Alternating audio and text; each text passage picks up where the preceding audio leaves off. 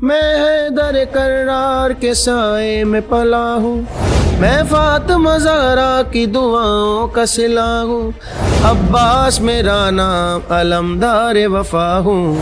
آپ یہ دیکھیں کہ جس نے لکھا وہ تو غلط کیا, جس نے اس کو پڑھا اس کی غلطی, جس نے اس کو سنا وہ غلط, پھر داد دی. اور لوگوں کو نعت خوانی نہیں سننی, لوگوں کو ورائٹی پروگرام کروانا ہے. جی اس چیز کا بہت اچھا پوائنٹ. میں چاہ رہا تھا کہ اس طرف آؤں, آپ نے ماشاءاللہ بہت اچھی توجہ دلائی. معذرت کے ساتھ جو دن نقیب محفل ہے تھوڑا سا حلقات رکھا کریں, ٹھیک ہے, بہت زیادہ اس میں غلو نہ کریں. آیا ہے ٹھیک ہے, مہمان ہے. وقت کا اجارہ کیا ہے, اس کو ذرا آج کھولتے ہیں. وقت کا اجارہ کیا ہے بتائیں اس بات میں. اچھا, کسی ایک نعت خواں کو فار ایگزامپل ہم نے بیچ میں رکھ دیا اور اس سے مشہور کو ہم نے سائڈ پہ رکھ دیا نا, تو پھر وہ فون کر کے بولتا ہے یار تو نے مجھے بیچ میں کیوں نہیں کیا. ہاں, یہ چیز بہت میں نے دیکھی گئی ہے کہ میں بہت اچھا پڑ گیا, بیچارے دوسرا نعت خواں جو ہے نا اچھا نہ پڑ جائے اس کی والیوم کم کر دیتا ہے. مجھے کہا گیا کہ مجھے اتنی اماؤنٹ مل جائے گی نا تو میں یہ نعت خواں دے دوں گا, یہ عالمیں دوں گا, یہ ساؤنڈ والا ہوگا, یہ لائیو چلے گا, یہ سارے فوٹوگرافرس ہوں گے اور یہ بیک گراؤنڈ ہوگا. یہ پورا پیکیج دے دیا انہوں نے. کوئی مدینے کے تصور سے مدینے کے سفر میں جا رہا ہوں تو وہ گاڑی میں شوٹ ہو رہا ہے, وہ بائک پہ شوٹ ہو رہا ہے, وہ پراڈو میں شوٹ ہو رہا ہے. ایک وقت آئے گا کہ جہاز میں شوٹ ہوگا, ایک وقت آئے گا کہ ہیلی کاپٹر پہ شوٹ ہوگا. ناچ رہے, یہ ایکسیپٹ کیا جائے گا. جھومر لگایا ہوا ہے, ایک بچی نے پڑھ رہی ہے, وہ کالا لباس پہن کے آئی ہے, وہ ہوا کی باہیں کھول کے پڑھ رہی ہے. ایسے بھی میں نے دیکھے جو نعت خوانی میں نہیں تھے تو صحیح تھے, جب نعت خوانی میں آئے تو سید ہو گئے. زبردست نعت خواں کی کال آ جاتی ہے اور وہ کہتے ہیں کہ یہ کلام تو بیسکلی میں نے پڑھا ہے, میں نام لے لیتا ہوں, ڈاکٹر نثار معرفانی کی کال آ کے آپ کو کہتی ہے کہ یہ کلام تو میں نے پڑھا ہے. تو آپ ہی بتا دیں کہ یہ کلام بیسکلی پہلا کس نے پڑھا. السلام علیکم ورحمۃ اللہ وبرکاتہ. امید ہے کہ آپ سب خیریت سے ہوں گے.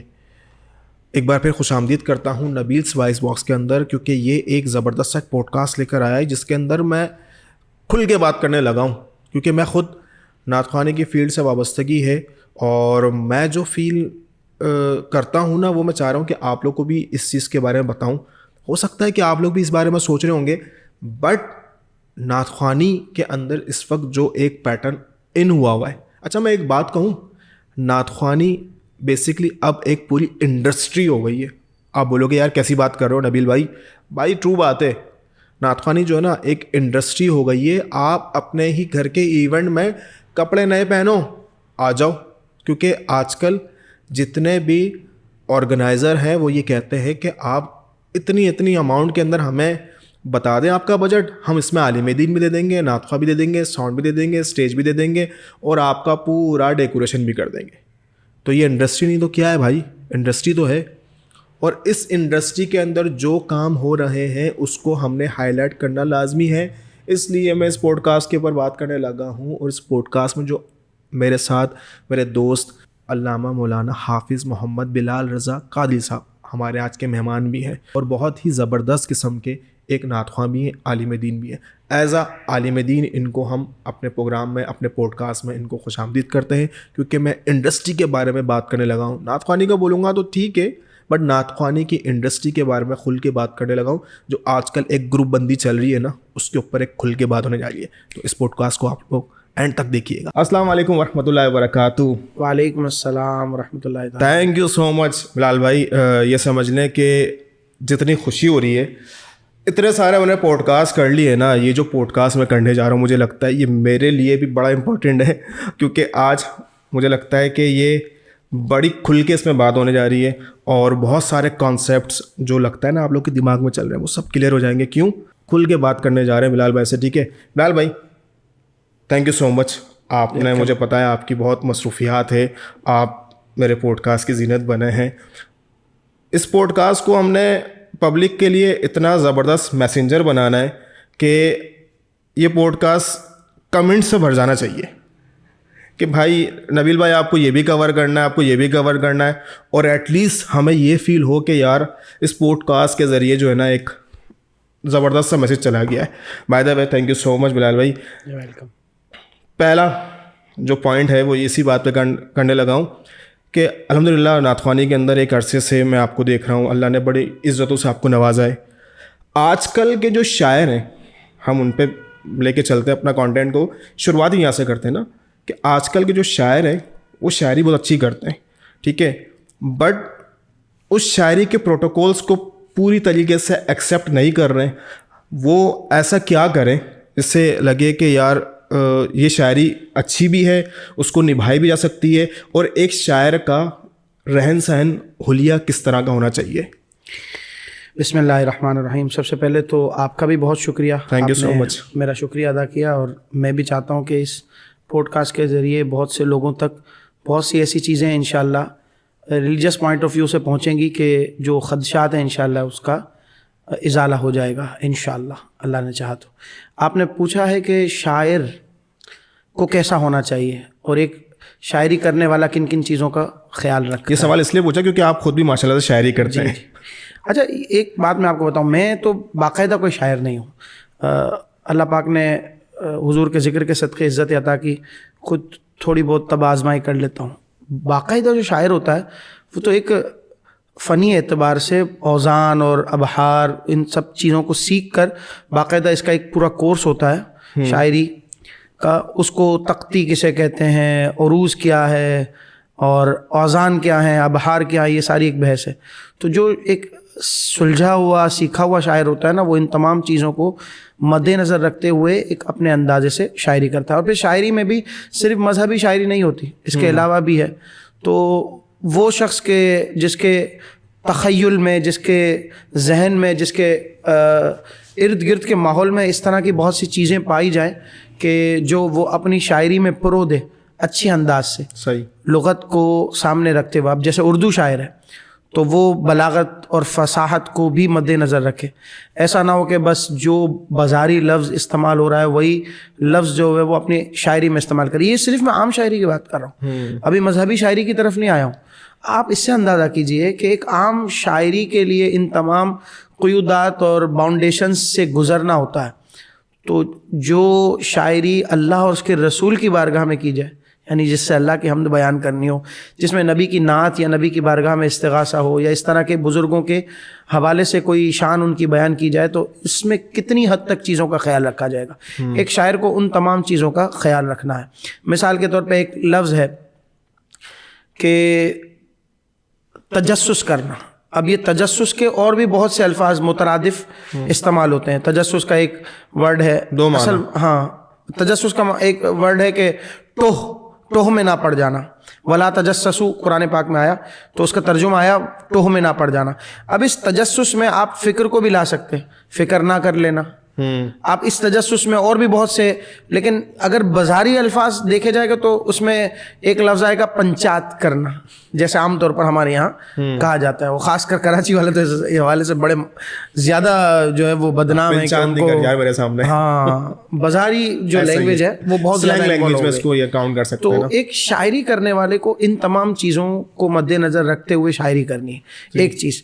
پھر دوسرا یہ کہ جنہوں نے اردو ادب کو سمجھا ہے, جو اردو کے سمجھیں کہ باقاعدہ اس کی لغت سے آشنا ہے, تو وہ ان تمام چیزوں کو مد نظر رکھتے ہوئے کریں گے شاعری.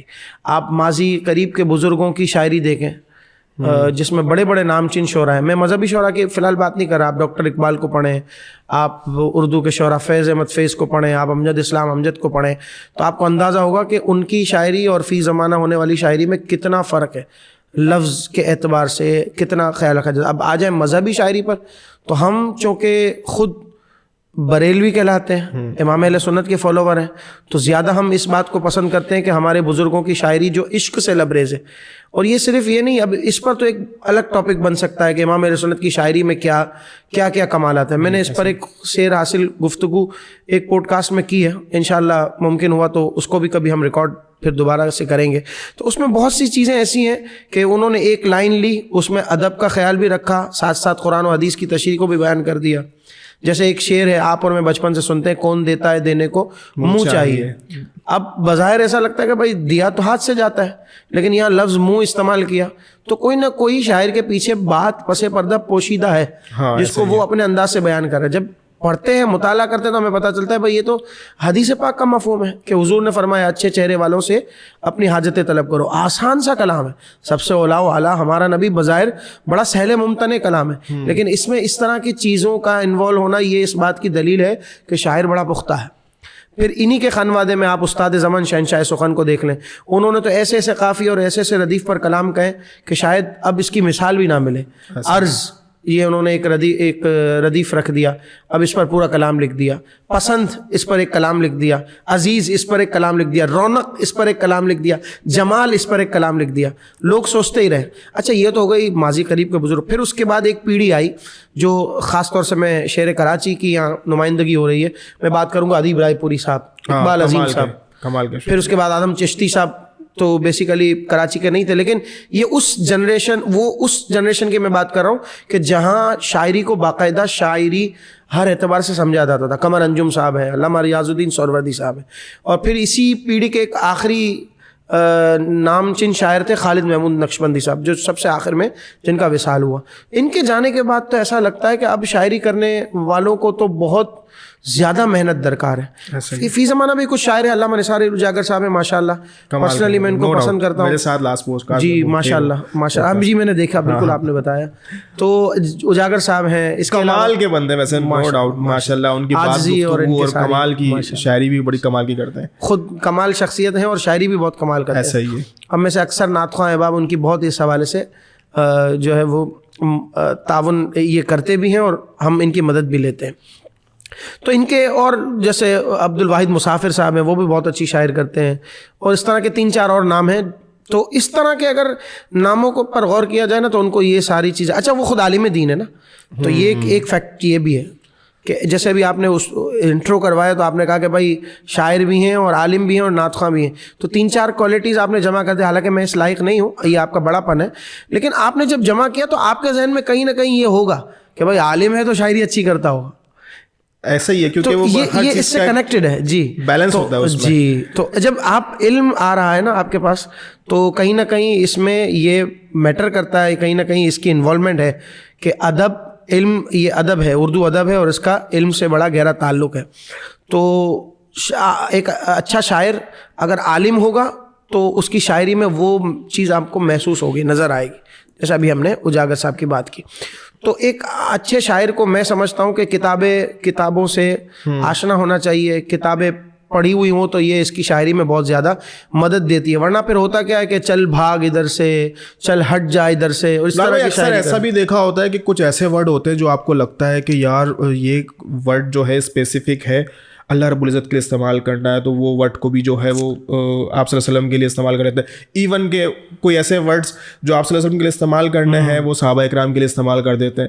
اس چیز کا بہت اچھا پوائنٹ میں چاہ رہا تھا کہ اس طرف آؤں. آپ نے ماشاءاللہ بہت اچھی توجہ دلائی.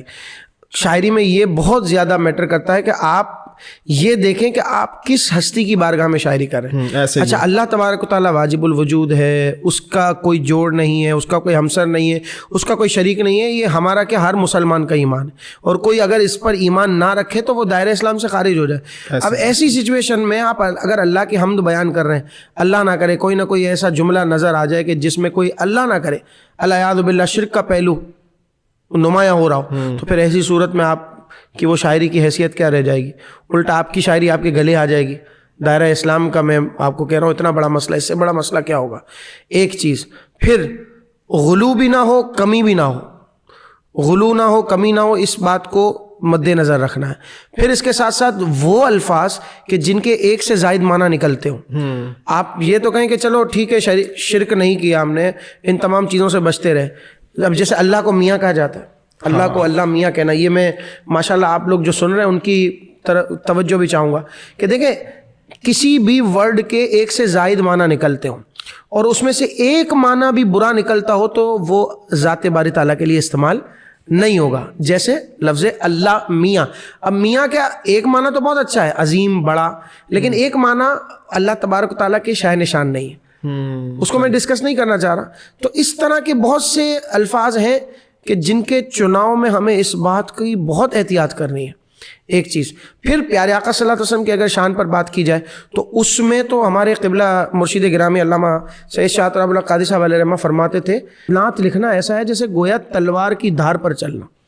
تلوار کی دھار پر چلنے والا بندہ کیا کس سچویشن میں ہوتا ہے کہ وہ اس کبھی یہاں گر سکتا ہے, کبھی یہاں گر سکتا ہے. وہاں نہ حد ادب سے تجاوز کرے گا نہ کمی کرے گا, غلو کرے گا تو بھی پھنس سکتا ہے کیونکہ اللہ سے ملا دیا. جیسے ابھی ہم نے شرک کی بات کی, آج کل لوگ اس بات کا بھی بڑا خیال نہیں رکھتے. جیسے ابھی آپ نے کہا نا شاعری, بات ہماری چلی تھی شاعری سے, کسی نے کہا تقدیر بانٹتا نبی ہے, تو یہ بہت بڑا بھاری جملہ ہے. حضور تاج الشریعت سے منع فرماتے تھے کہ تقدیر کی نسبت براہ راست بندوں کی طرف کرنا, اس کی اسلام اجازت نہیں دیتا.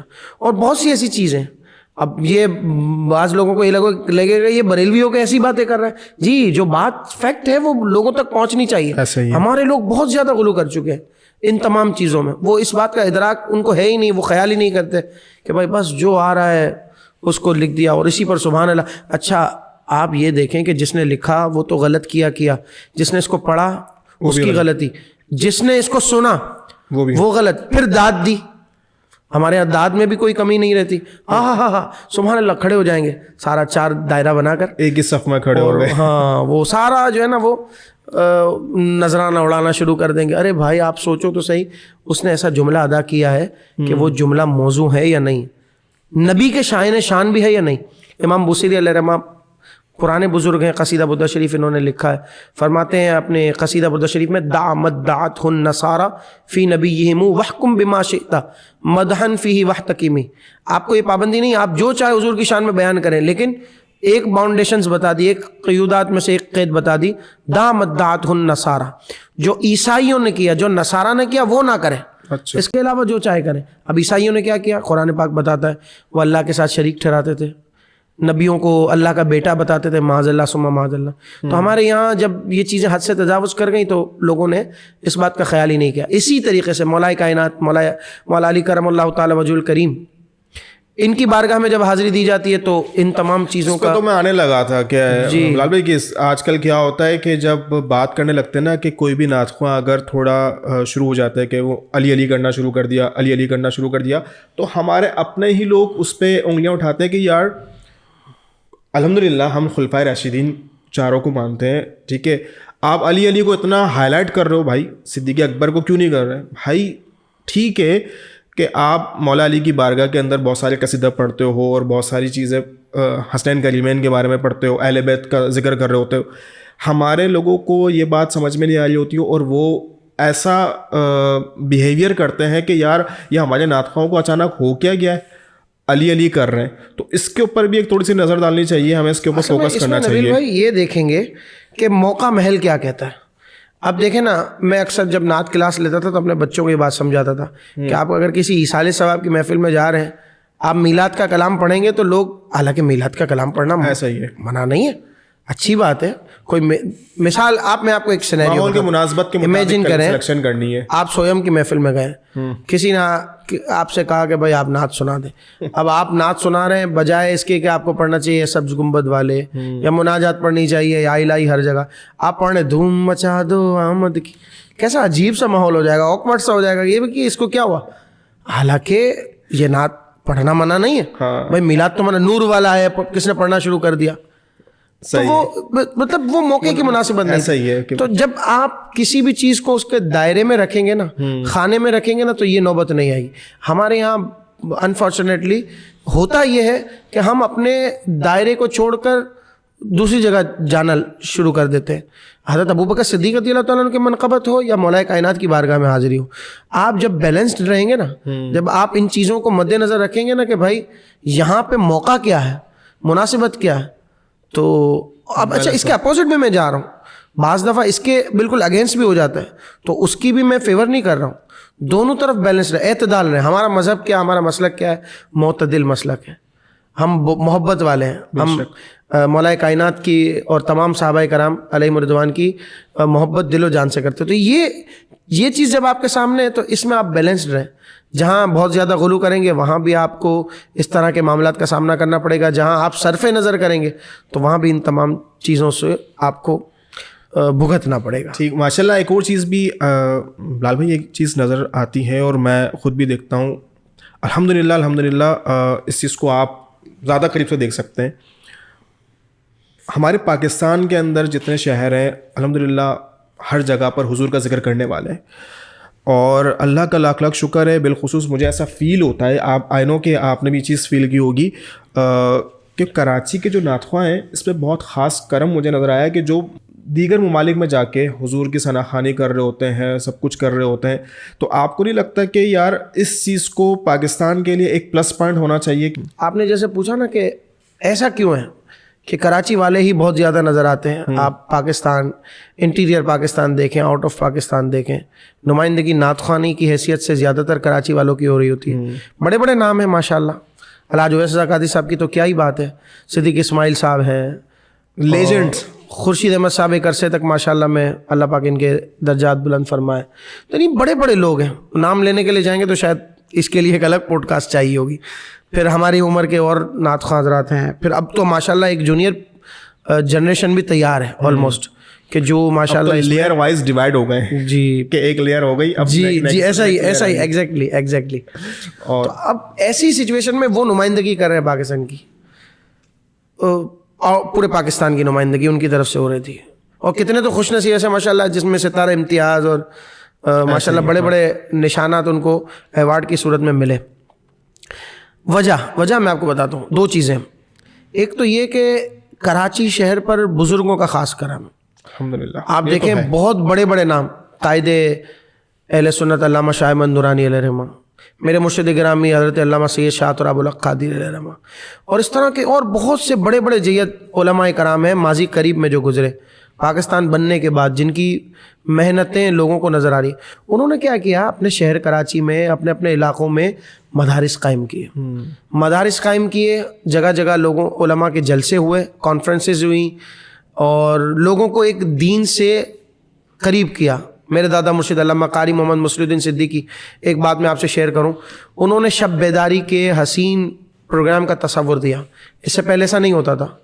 پھر فیضان مدینہ ماشاءاللہ دعوت اسلامی کا ماحول, علامہ الیاس قادری صاحب دامت برکاتہم العالیہ, آپ کی ایک بہت بڑی کاوش اور محنت ہے نوجوان طبقے کو, خاص کر شہر کراچی کو. مشن اتنا بڑا ہے ماشاءاللہ کہ پوری دنیا کی اصلاح کو کرنا چھوٹا موٹا ٹارگیٹ نہیں ہے, بہت بڑا مشن ہے یہ. تو ایسے بڑے بڑے ہمیں لیجنڈ لوگ ملے, عظیم لوگ ملے, جن کی وجہ سے الحمدللہ کراچی اس وقت پورے پاکستان کی دنیا بھر میں نمائندگی کر رہا ہے بحیثیت نعت خواں یا بحیثیت عالم دین. یہ سب سے بڑی ایک وجہ ہے. فی زمان آپ دیکھیں علامہ مظفر شاہ صاحب ہیں دامت برکاتہم العالیہ, اور بھی بڑے بڑے نام ہیں. مجھے نام اس وقت فوراً ذہن میں نہیں آ رہے, اگر کوئی نام رہ جائے تو میں معافی چاہتا ہوں.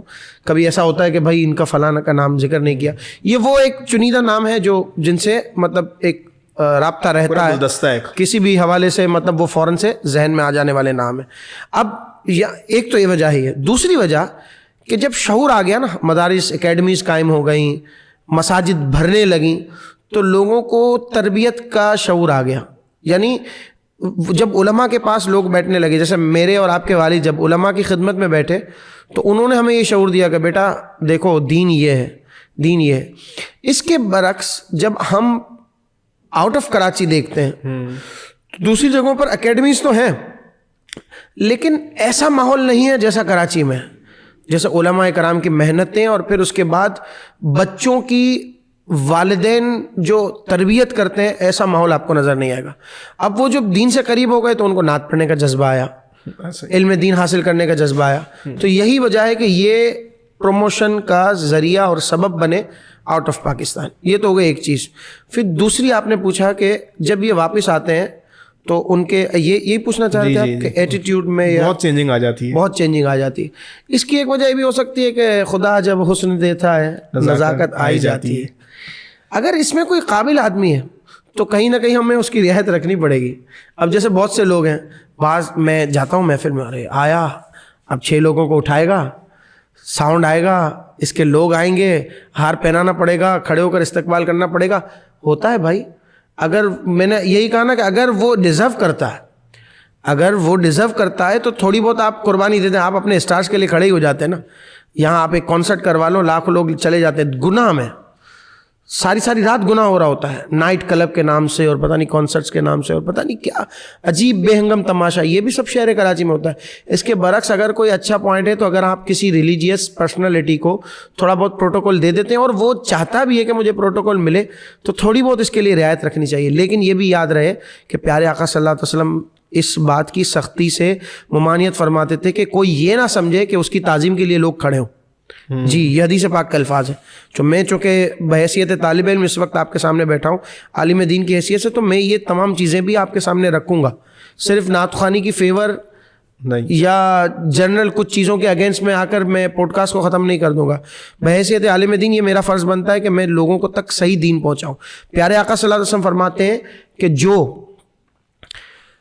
खड़ा हुआ, जो ये पसंद करे कि लोग उसकी ताज़ीम के लिए खड़े हों, तो वो अपना ठिकाना जहन्नम बना ले। अस्तगफिरुल्लाह। ये कितनी बड़ी बात। अब इसमें गौर करें वो सारे लोग जो कहीं ना कहीं रिलीजियस पर्सनैलिटी हैं, उलमाए कराम हमारे सर के ताज हैं, लेकिन कहीं कहीं ऐसा महसूस होता है कि कहीं ना कहीं कोई ऐसी मैं अपने गिरेबान में झांकूँ, मैं भी अपना मुहासबा करूँ कि कहीं मेरे अंदर कहीं कोई इस तरह की बात तो नहीं पोजीशन है। नातख़्वां अहबाब हैं और सादात कराम है। और सादात कराम में मैं एक यहाँ बात ऐड करूँ, थोड़ी सी भारी है लेकिन कबूल करना है। देखें, एक सैयद वो है जिसको आप फूल हार करके स्टेज पर बिठाते हैं, उसका हाथ चूमते हैं और आप कहते हैं सैयद है। इसमें कोई शक नहीं कि वो हुजूर अकरम सल्लल्लाहु अलैहि वसल्लम की आल मुबारक से है और उसका एहतराम हम पर लाजिम है। जी, ऐसा ही है। लेकिन मैं ऐसे इलाके में रहा हूँ जहाँ फ्रेंच फ्राइज बेचने वाला भी सैयद है, उसको वो वैल्यू नहीं दी जाती। पान बनाने वाला भी सैयद है। मैं खारादर मीठादर के इलाके में रहा हूँ, वहाँ एक आजक जमात पूरी सैयद जमात है, वाडला जमात पूरी एक सैयद जमात है, और वहाँ के लोग आपको नजर आएंगे तो एहतराम तो उनका भी है, वो भी आके बेचारे महफिलों में बैठते हैं। तो ये भेदभाव और ये इनफरादियत कुछ सैयदों के लिए और कुछ सैयदों के लिए ना हो, ये क्यों है? यहाँ ये बात भी काबिल गौर है। पर यहाँ पर एक और बात बिलाल भाई मैं आपसे कहूँ, कुछ ऐसे भी मैंने देखे जो नातख़्वानी में नहीं थे तो सही थे, जब नातख़्वानी में आए तो सैयद हो गए। ये भी तो एक आजकल पैटर्न चल रहा है। ये बहस खुलेगी तो इसमें तो हो जाएगा। हमारे एक साथी कहते हैं कि भाई पीर हैं, बाकी सब मंगल बुध हैं। किसी को पीर बनना है, किसी को, अच्छा ये भी बात भी सही है कि अगर कोई सैयद है वो कहता है कि मैं सैयद हूँ तो उसकी ताज़ीम करनी है। जी, ऐसे ही ट्रू। और अगर वो झूठ कह रहा है या गलत बयानी से काम ले रहा है तो ये उसका मामला उसके साथ है, ये तो एक है। लेकिन मैं ऐसे लोगों को जानता हूँ नबील भाई कि जो 10 साल पहले नहीं थे। हमारे एक दोस्त है, मैं उनका नाम नहीं लूँगा किसी वजह से। हम महफिल में बैठे हैं तो एक नकीब महफिल है, उन्होंने अपने एक दूसरे भाई नकीब महफिल को बुलाया। अब उन्होंने तमाम अलकाबा दे दी। एक तो माजरत के साथ जो जिन्हें नकीब महफिल है थोड़ा सा अलकात रखा करें, ठीक है, बहुत ज़्यादा इसमें गुलू ना करें। आया है, ठीक है, मेहमान है। ऐसे भी लोग हैं नबील भाई, शहनशाह तरन्नुम, पीर तरीक़त, यादगार सल्फ, हजरत किबला, मौलाना अल्लाह सयाद, नाम याद नहीं आ रहा नाम याद नहीं आ रहा। अच्छा। बराबर वाले से पूछेंगे नाम क्या हजरत का? अरे तो भाई जब तूने सारा अल्लाह का वली बना दिया, विलायत के आला दर्जे पर पहुंचा दिया, मुस्तजाबुद्दावात तक उसको कह दिया, लेकिन इसके बाद भी तुझे नाम याद नहीं है, तो क्या ये गलत बयानी नहीं है? तो माजरत के साथ जितने नकीब महफिल है थोड़ा सा इसमें कमी करें, अपना स्टाइल अपनाएं, खूबसूरत बात करें और स्ट्रेट फॉरवर्ड बात करें। आप किसी के दबाव में ना आए कि भाई ये बैठा है, ये मुझे महफिल के लिए बुलाएगा तो मैं, आप जो बात है उसको बयान करने की कोशिश करें और एट दी एंड ये कि हुजूर की सनाखानी करें, किसी और की सनाखानी करें। इस तरह एक मन तेरा हाजी बगोयम तू मेरा मुल्ला बगो, हमारे यहाँ स्टेज पर ये फार्मूला चलता है कि तू मुझे महफिल में ले जा, मैं तुझे महफिल में ले जाऊँ, तो मेरी वाह वाह कर, मैं तेरी वाह वाह करूँ। ये बहुत ज़्यादा, बहुत माजरत के साथ कि अगर मिसाल के तौर पर मेरे साथ ये मेरे भाई हैं जो इस वक्त कैमरे के पीछे बैठे हैं, अगर ये मुझे असिस्ट कर रहे हैं तो अगर इनकी जानिब से कोई महफिल होगी तो ये वहाँ कोशिश करेंगे कि भाई किसी तरीके से अल्लामा बिलाल साहब इसमें एंटर हो जाए, और अल्लामा बिलाल साहब किसी तरीके से कोशिश करेंगे कि इसकी फ़ोटो आनी चाहिए, ऐसा ही है, इसको प्रोटोकॉल मिलना चाहिए, 2 सेट इनको जान लें ताकि अगला प्रोग्राम भी मेरे हाथ में है। फोटो पे बात करूंगा मैं। जी जी, उस पर बात आते हैं। मैं बात जो कर रहा था ना नकीब महफिल की, वो उन्होंने एक दूसरे को बुलाया, उन्होंने सैयद लगा दिया लफ्ज़। तो मेरे दोस्त जो मेरे बराबर में बैठे नात ख़्वां बहुत अच्छे, तो उन्होंने कहा कि 15 दिन पहले सैयद हुआ है मजाक में कहा, लेकिन आप इससे अंदाज़ा कीजिए कि यार ये कितनी अजीब सी बात है कि लोगों के लिए आप प्रोटोकॉल लेने के चक्कर में इस तरह के मामला से, अब ठीक है आपने तो ले लिया, आपको तो जो आपका चाहिए था वक्ती तौर पर आपको प्रोटोकॉल मिल गया, लेकिन इसमें आपने कितनी लोगों की दिलादारी का सबब आप बने, अल्लाह की और उसके रसूल की नाराज़गी का सबसे बड़ा, चलो लोगों की दिलादारी सबसे बड़ी नाराज़गी तो इंशाअल्लाह अल्लाह की रहमत से उम्मीद है कि, लेकिन आप ये देखें कि अल्लाह तबारक व तआला के बताए हुए तरीक़े से आप मुनहरिफ हो गए, रूगर्दानी करें, आपके इस अमल का फ़ायदा क्या हुआ, क्या फ़ायदा हुआ?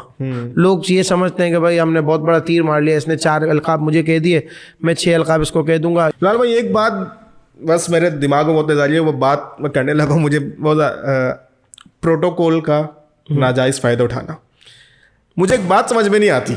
ये बड़ी चीज़ है कि आप उसको बोलेंगे कि ये यार मेरे पास टाइम नहीं है, इतने नातख़्वाह माशाल्लाह बैठे हैं, ये प्रोटोकॉल का नाजायज़ फ़ायदा, जी अल्लाह ने आपको इज़्ज़त दी, दैट इट मीन्स ये नहीं कि भाई साहब के तुम उसका नाजायज़ फ़ायदा उठाओ।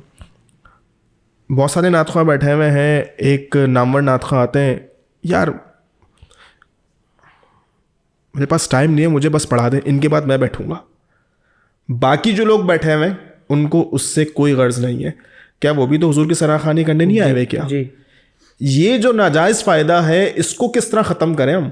अच्छा, इसमें मैं थोड़ा सा नरम पहलू इसलिए भी रखूँगा कि अगर बिलफ़र्ज़ यहाँ कोई अपनी वक्त की पाबंदी के साथ आया है और उसको बतौर मेहमान उसको बुलाया है, मिसाल के तौर पर अब होता ये है नबील भाई, 6 नातख़्वाह बैठे हुए हैं, अगर किसी को 10 बजे का टाइम दिया है और वो अपने टाइम पर 10 बजे आ गया है और पहले से नातख़्वाह बैठे हैं, अब उनको नहीं पढ़ाया गया या वो टाइम से पहले आ गए हैं या बग़ैर दावत के आ गए हैं, ऐसा भी होता है जी।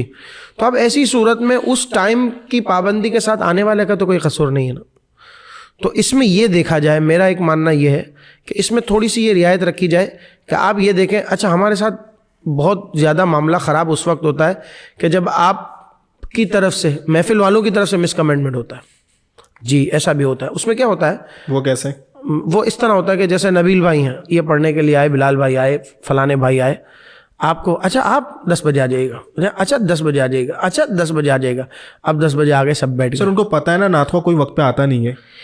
हाँ ये कैसे, लेकिन मेरे बारे में अल्हम्दुलिल्लाह मशहूर है नबील भाई, मैं आपको सही बात बता रहा हूं। मैं सबकी आप हाँ, आपकी बात नहीं कर तो मैं जिन लोगों के बारे में मशहूर है ना, तो उनको तो आप परेशान ना करें ना। एक चीज़ आपको पूरा क्लियर कट बता रहा है, अब कराची शहर इतना बड़ा है, एक कोने से दूसरे कोने तक पहुँचने के लिए बाज़ दफ़ा 1 से 1.5 घंटा भी लग जाता है। ट्रैफिक आ गई, आप क्या करेंगे? 50-50 मिनट का सफ़र तो मैंने भी किया है। किसी अजीज़ का फ़ोन आ गया कि भाई आपके बगैर प्रोग्राम आगे बढ़ेगा नहीं, तो फिर ऐसी सूरत में हमें कंप्रोमाइज़ करना पड़ता है। अब एक प्रोग्राम पहले से ले लिया है, या तो उनसे माजरत करेंगे या फिर रूट बनाएंगे। अब ऐसी सूरत में इतना प्रोग्राम से हम एक रूट से दूसरी रूट की तरफ गए और थके हारे पहुँचे हैं और ट्रैफिक में फंसे हुए थे। अब ऐसी सिचुएशन में आप जब गए तो आपको पता चला कि भाई यहाँ तो बयान अभी शुरू हुआ है। अब इसमें कसूर क्या है? मैं खुद बयान करता हूँ, मैं सिर्फ नातख़्वाह नहीं हूँ, आपको पता है ये बात, लेकिन यहाँ मैं पूरी तौर पर मुक़र्रिरीन की फेवर नहीं लूँगा। मैंने ऐसे मुक़र्रिरीन को सुना है कि जो वो कहते हैं कि भाई नातख़्वाह आया है तो बयान भी सुन के जाए। तो मैं ऐसे नातख़्वानों को जानता हूँ जो माशाल्लाह बयान सुनते हैं, बल्कि कई नातख़्वाह तो ऐसे हैं जिन्होंने डेरा उठाया हुआ है। हमारे माशाल्लाह ताहिर भाई, हाफिज़ ताहिर साहब माशाल्लाह, उन्होंने तो पूरा डेरा उठाया हुआ है उलमा को सुनाने का, उनके प्लेटफॉर्म से तो जा रहा है माशाल्लाह, अल्लाह पाक उनको इज़्ज़त बरकत दे। तो ऐसा अगर ऐसा है तो इसमें उन टाइम पर आने वाले भाई का क्या कसूर है? और मैं ये कहता हूँ उन मुक़र्रिरीन से, उलमा की बात नहीं कर रहा, उलमा हमारे सर के ताज है, मुदर्रिसीन है, वो अपना टाइम देते हैं, अल्लाह पाक उनके इल्म अमल में उम्र में बहुत बरकत अता करे और हमें उनसे उनका खोशाचीन बनाए, उनसे हिस्सा लेने वाला बनाए। लेकिन ये बात याद रखें, वो मुक़र्रिरीन जो आते हैं ना और आके ये कहें कि भाई जिस तरह हम नातख़्वाह को सुन रहे हैं, नातख़्वाह भी हमें सुने, तो आज जिस तरह वो आप अपने टाइम से आएँ, अपने टाइम से जाएंगे, वो भी अपने टाइम से आ रहे हैं, अपने टाइम से जाएंगे। हाँ, अगर उनके लिए टाइम में गुंजाइश होती है तो मैंने ऐसे नातख़्वानों को देखा है जो सुनते महफिल के एंड तक भी बैठते हैं। ऐसा नातख़्वानों के बारे में इस तरह मुक़र्रिरीन को बदगुमान नहीं होना चाहिए, इस बात को थोड़ा सा सही कर लेना चाहिए। बहरहाल आते हैं मौजू की तरफ। अब वो जो टाइम दिया है उस टाइम पर और आके पढ़ के चला जाता है तो फिर इसमें रियायत रखनी चाहिए। इसके बरक्स अगर कोई शख्स 9 बजे का टाइम देकर 10:30 बजे रहा है तो उसके साथ पनिशमेंट बरतनी चाहिए। बहुत पनिशमेंट से मुराद मेरी नहीं कि उसको खड़ा कर दें या मुर्गा बना दें, अल्लाह ना करे, नातख़्वाह हैं हमारे सर के ताज। पनिशमेंट इन दैट सेंस कि आप ان کو کہیں گے بھائی ٹائم آپ کا ختم ہو گیا, آپ چاہیں تو رخصت لے سکتے ہیں. تو یہ جب چیز ہوگی نا تو انشاءاللہ اس سے ایک اچھا ماحول جائے گا. ٹائم کی اس طرح پابندی سے میں نے ایک محفل کے اندر دیکھا ہے کہ ایک پروگرام کے اندر ایک بڑے نامور نعت خواں پہنچے اور ان کا ٹائم ختم ہو گیا تھا. تو جب وہاں پہنچے تو انہوں نے کہا کہ آپ کو پتہ ہے میں اتنی دور سے آیا ہوں, اتنی دور سے آیا ہوں, جو میرا وقت کا اجارہ ہے وہ تو مجھے آپ صرف کریں گے. اب یہ اس طرح سے ہوتا ہے کہ نہیں پڑھا تو بھی ڈیمانڈ ہے. اچھا, اس جو محفل کروانے والا شخص تھا وہ اتنا پولائٹ طریقے سے اس نے کہا کہ ٹھیک ہے آپ وقت پہ نہیں آئے اور مجھے کوئی ٹینشن نہیں ہے. سب سے بڑی چیز اس نے اس کا جو معاوضہ جو بنتا ہے وہ ان کو دیا, جبکہ انہوں نے اس محفل میں بڑھا نہیں. میں خود دیکھ رہا ہوں کہ یار یہ کیا پیٹرن چل رہا ہے. اس کے اوپر ایک اور موضوع, ایک اور پوائنٹ آ رہا ہے, میں وہیں سے کنیکٹ کرنا چاہ رہا ہوں. انٹرپٹ کروں آپ کو, آپ کی اجازت؟ نہیں, میں یہ پوچھنا چاہ رہا ہوں, آپ نے بھی مینیجر رکھے ہیں؟ میں مینیجر کی بات پہ بات کرتے ہیں, پہلے آپ کے سوال سے ایک سوال نکالے چلے. جی, آپ نے کہا کہ اس کا معاوضہ دیتے. معاوضہ کیا ہے؟ وقت کا اجارہ. وقت کا اجارہ کیا ہے, اس کو ذرا آج کھولتے ہیں. وقت کا اجارہ کیا ہے بتائیں اس بات میں. آپ کس چیز کا اجارہ وقت کا اجارہ لینا بھی جائز ہے یا نہیں جائز ہے, یہ بھی بات جی ہوگی. جی اسی پہ بات کرتے ہیں. ٹھیک ہے. مجھے نبیل بھائی نے بات تو کی کہ بھائی وہ آ گئے تھے اپنے ٹائم سے اور بڑے پولائٹ وے میں کیا, ٹھیک ہے, جو بھی نعت ٹائم پہ نہیں آئے تھے, وہ نہیں آئے تھے, اس کے باوجود مجھے بتائیں وقت کا اجارہ کیا ہے. وقت کا اجارہ یہ ہوتا ہے کہ نبیل صاحب ماشاءاللہ یہ صرف پوڈ کاسٹر نہیں ہے, یہ ماشاءاللہ ڈاکٹر بھی ہیں, ان کا اپنا کلینک چلتا ہے. آپ کے پیشنٹ ہیں, آپ نے ان کو ایک ٹائم دیا ہے یا آپ نے کسی کو اپوائنٹ کیا ہے کہ بھائی یہ میرا یہ ٹائم ہے, میں اس ٹائم پہ آپ کے پاس اویلیبل ہوں گا, تو آپ نے اس سے کیا اجارہ کیا ہے؟ آپ کا تو پروفیشنل ہے. پہلے تو یہ طے ہو کہ آپ کا پروفیشن ہے, تو آپ کو کوئی اس میں جو بھی باہمی رضامندی سے طے ہوگا, یہ تو تجارت کے مسائل ہیں, یعنی جو آپ کے اور کلائنٹ کے درمیان طے ہوگا اس پر ہو سکتا ہے شرعی تقاضوں کو مد نظر رکھتے ہوئے. یہ تو آپ کا پروفیشن نہیں ہے جس پر آپ اجارہ کر رہے ہیں. آپ اجارہ کس چیز پر کر رہے ہیں؟ ٹائم پر.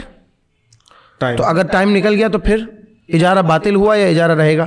باطل ہو گیا پھر تو. ایک چیز, ٹھیک ہے. سیکنڈ, کس چیز کا اجارہ ہے؟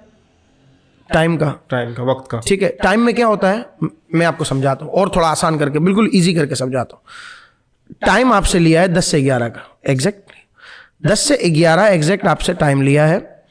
10 بجے آپ آ جاتے ہیں مثال کے طور پر, آپ نے ٹائم کا اجارہ کیا. اگر وہ میزبان آپ سے کہے کہ چلو ٹھیک ہے کھڑے ہو جاؤ گیٹ پر, سب کو پانی پلاؤ, گلاس ہاتھ میں لو, جگ بھر کے پانی پلاؤ, پلائے گا وہ نعت خواں؟ نہیں پلائے گا. کیوں؟ کیونکہ اس کا کام نہیں ہے, اس کا جو کام ہے وہ کام کرنے آیا ہے وہ. ہاں, تو میں یو گاٹ مائی پوائنٹ. آپ سمجھ گئے ہوں گے میری بات کہ اجارہ وقت کا تو ہوا ہی نہیں نا حضور. اجارہ تو اسی کام کا ہوا جس کے لیے وہ آیا ہے.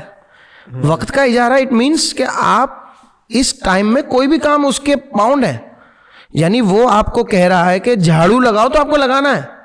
کیوں؟ کیونکہ آپ نے اس سے اجارہ ٹائم کا کیا ہے, کام کا نہیں کیا. تو کیا یہ اگر بول کے دیں گے, پھر بول کے لیں گے تو پھر تو آپ کو پتہ ہے کہ منع کیا گیا ہے. تو آپ مجھے بتائیں نا یہ کیسے ہوگا؟ یہ سوال چلے میں لوگوں پہ چھوڑتا ہوں, کمنٹس میں بتانا ہے بھائی آپ لوگوں نے کہنا کہ یہ جو سوال ہونے جا رہا ہے کہ وقت کے اجارے کے اوپر جو بات ہو رہی ہے نا, وہ کمنٹس میں لازمی آپ نے بتانا ہے. ہاں ضرور بتائیے گا تاکہ ہمارے دل کو بھی تسلی ہو. میں ان کی پوڈ کاسٹ میں بحیثیت عالم دین بیٹھا ہوں تو میرے ذہن میں یہ خدشہ آتا ہے کبھی کبھی کہ بھائی جب اجارہ ہی نہیں رہا, باطل ہو گیا, تو پھر رقم کیسی؟ ایک چیز. دوسرا یہ کہ اگر آپ کو کوئی معاوضہ دیتا ہے, آپ اس نیت سے جا رہے ہو بالفرض, جیسے ابھی آپ نے کہا دوسری صورت کہ بھائی میں تو پڑھنے لے جا رہا ہوں تو پڑھنے کا اجارہ لے سکتا ہوں, تو اعلیٰ حضرت اس بارے میں کیا فرماتے ہیں کہ اگر وہ اس نیت سے گیا کہ پڑھنے کے لیے جا رہا ہے تو پھر وہ بس پڑھنا ہی اس کا دیا ہے. اس کے بعد جو وہ کھانے کی نیت سے بھی گیا کہ بھائی مجھے بریانی ملے گی, تو وہ بریانی اس کا اجر ہے بس, اب اس کو کچھ اجر کی توقع نہیں ہے. آپ تو حضور کی نعتیں پڑھتے ہوئے یہ کہتے ہیں کہ ہمیں ثواب ملے گا, سبحان اللہ کہیں گے تو جنت میں درخت لگے گا. ہے حدیث پاک میں, کوئی معاذ اللہ سبحان معاذ اللہ اس کی تضحیق نہیں کر رہا ہوں, استغفر اللہ العظیم, اللہ پاک مجھے محفوظ رکھے. لیکن آپ ان باتوں پر غور کریں جو میں سمجھانا چاہ رہا ہوں کہ حضور خطبہ مدینہ نے اس کا بڑا آسان راستہ بتایا, میں اس پر عمل کرتا ہوں الحمدللہ. حضور خطبہ مدینہ فرماتے رحمۃ اللہ تعالی علیہ, لا طمع لا جمع لا منع, آنے کی طمع نہ ہو, آ جائے تو منع نہ ہو جی, اور پھر جب آ ہی جائے تو جمع نہ ہو. تو جب یہ چیز آپ کی زندگی میں بن جائے گی نا, آپ کو کہیں لالچ نہیں. اچھا ہوگا کیا اس اجارے سے؟ ایک دوسرا جو دنیاوی نقصان ہے, نبیل بھائی نے اپنے گھر پر محفل رکھی. نبیل بھائی کا بڑا عظیم الشان کوٹھی ہے, بنگلہ ہے, اور لوگ ان کے ارد گرد گھومتے ہیں. موٹا لفافہ ہوگا, کم تو ہوگا ہی نہیں. اب انہوں نے ان سے لے لیا مثال کے طور پر, جو بھی ہیں جن سے بھی ڈیل ہوئی, مقررین بھی شامل ہیں اس میں. تو اب وہ انہوں نے اس کو لے لیا. اب جب اگلی بار نبیل بھائی بلائیں گے, وہ کس نیت سے آئیں گے؟ اجارے کو سب کو ایک سائڈ پر رکھیں. ان کے ذہن میں کہیں نہ کہیں یہ بات ہوگی, بھائی بشری تقاضا ہے کہ نبیل سیٹھ نے ایسا مجھے نوازا تھا, تو اب میں دوبارہ جا رہا ہوں تو پھر جو ہے نا وہ ایسے ہی ہوگا. اور اگر اس کے برعکس ہوا, ہو سکتا ہے بھائی تھوڑا سا نرم گرم رہتا ہے معاملہ, کبھی ڈیل ہو گئی کبھی نہیں ہوئی.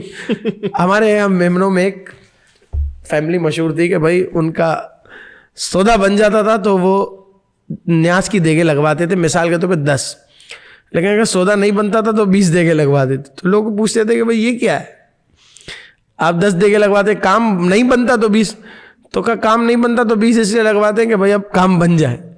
وہ کام بن جاتا تو 10 شارٹ میں کر دیتے.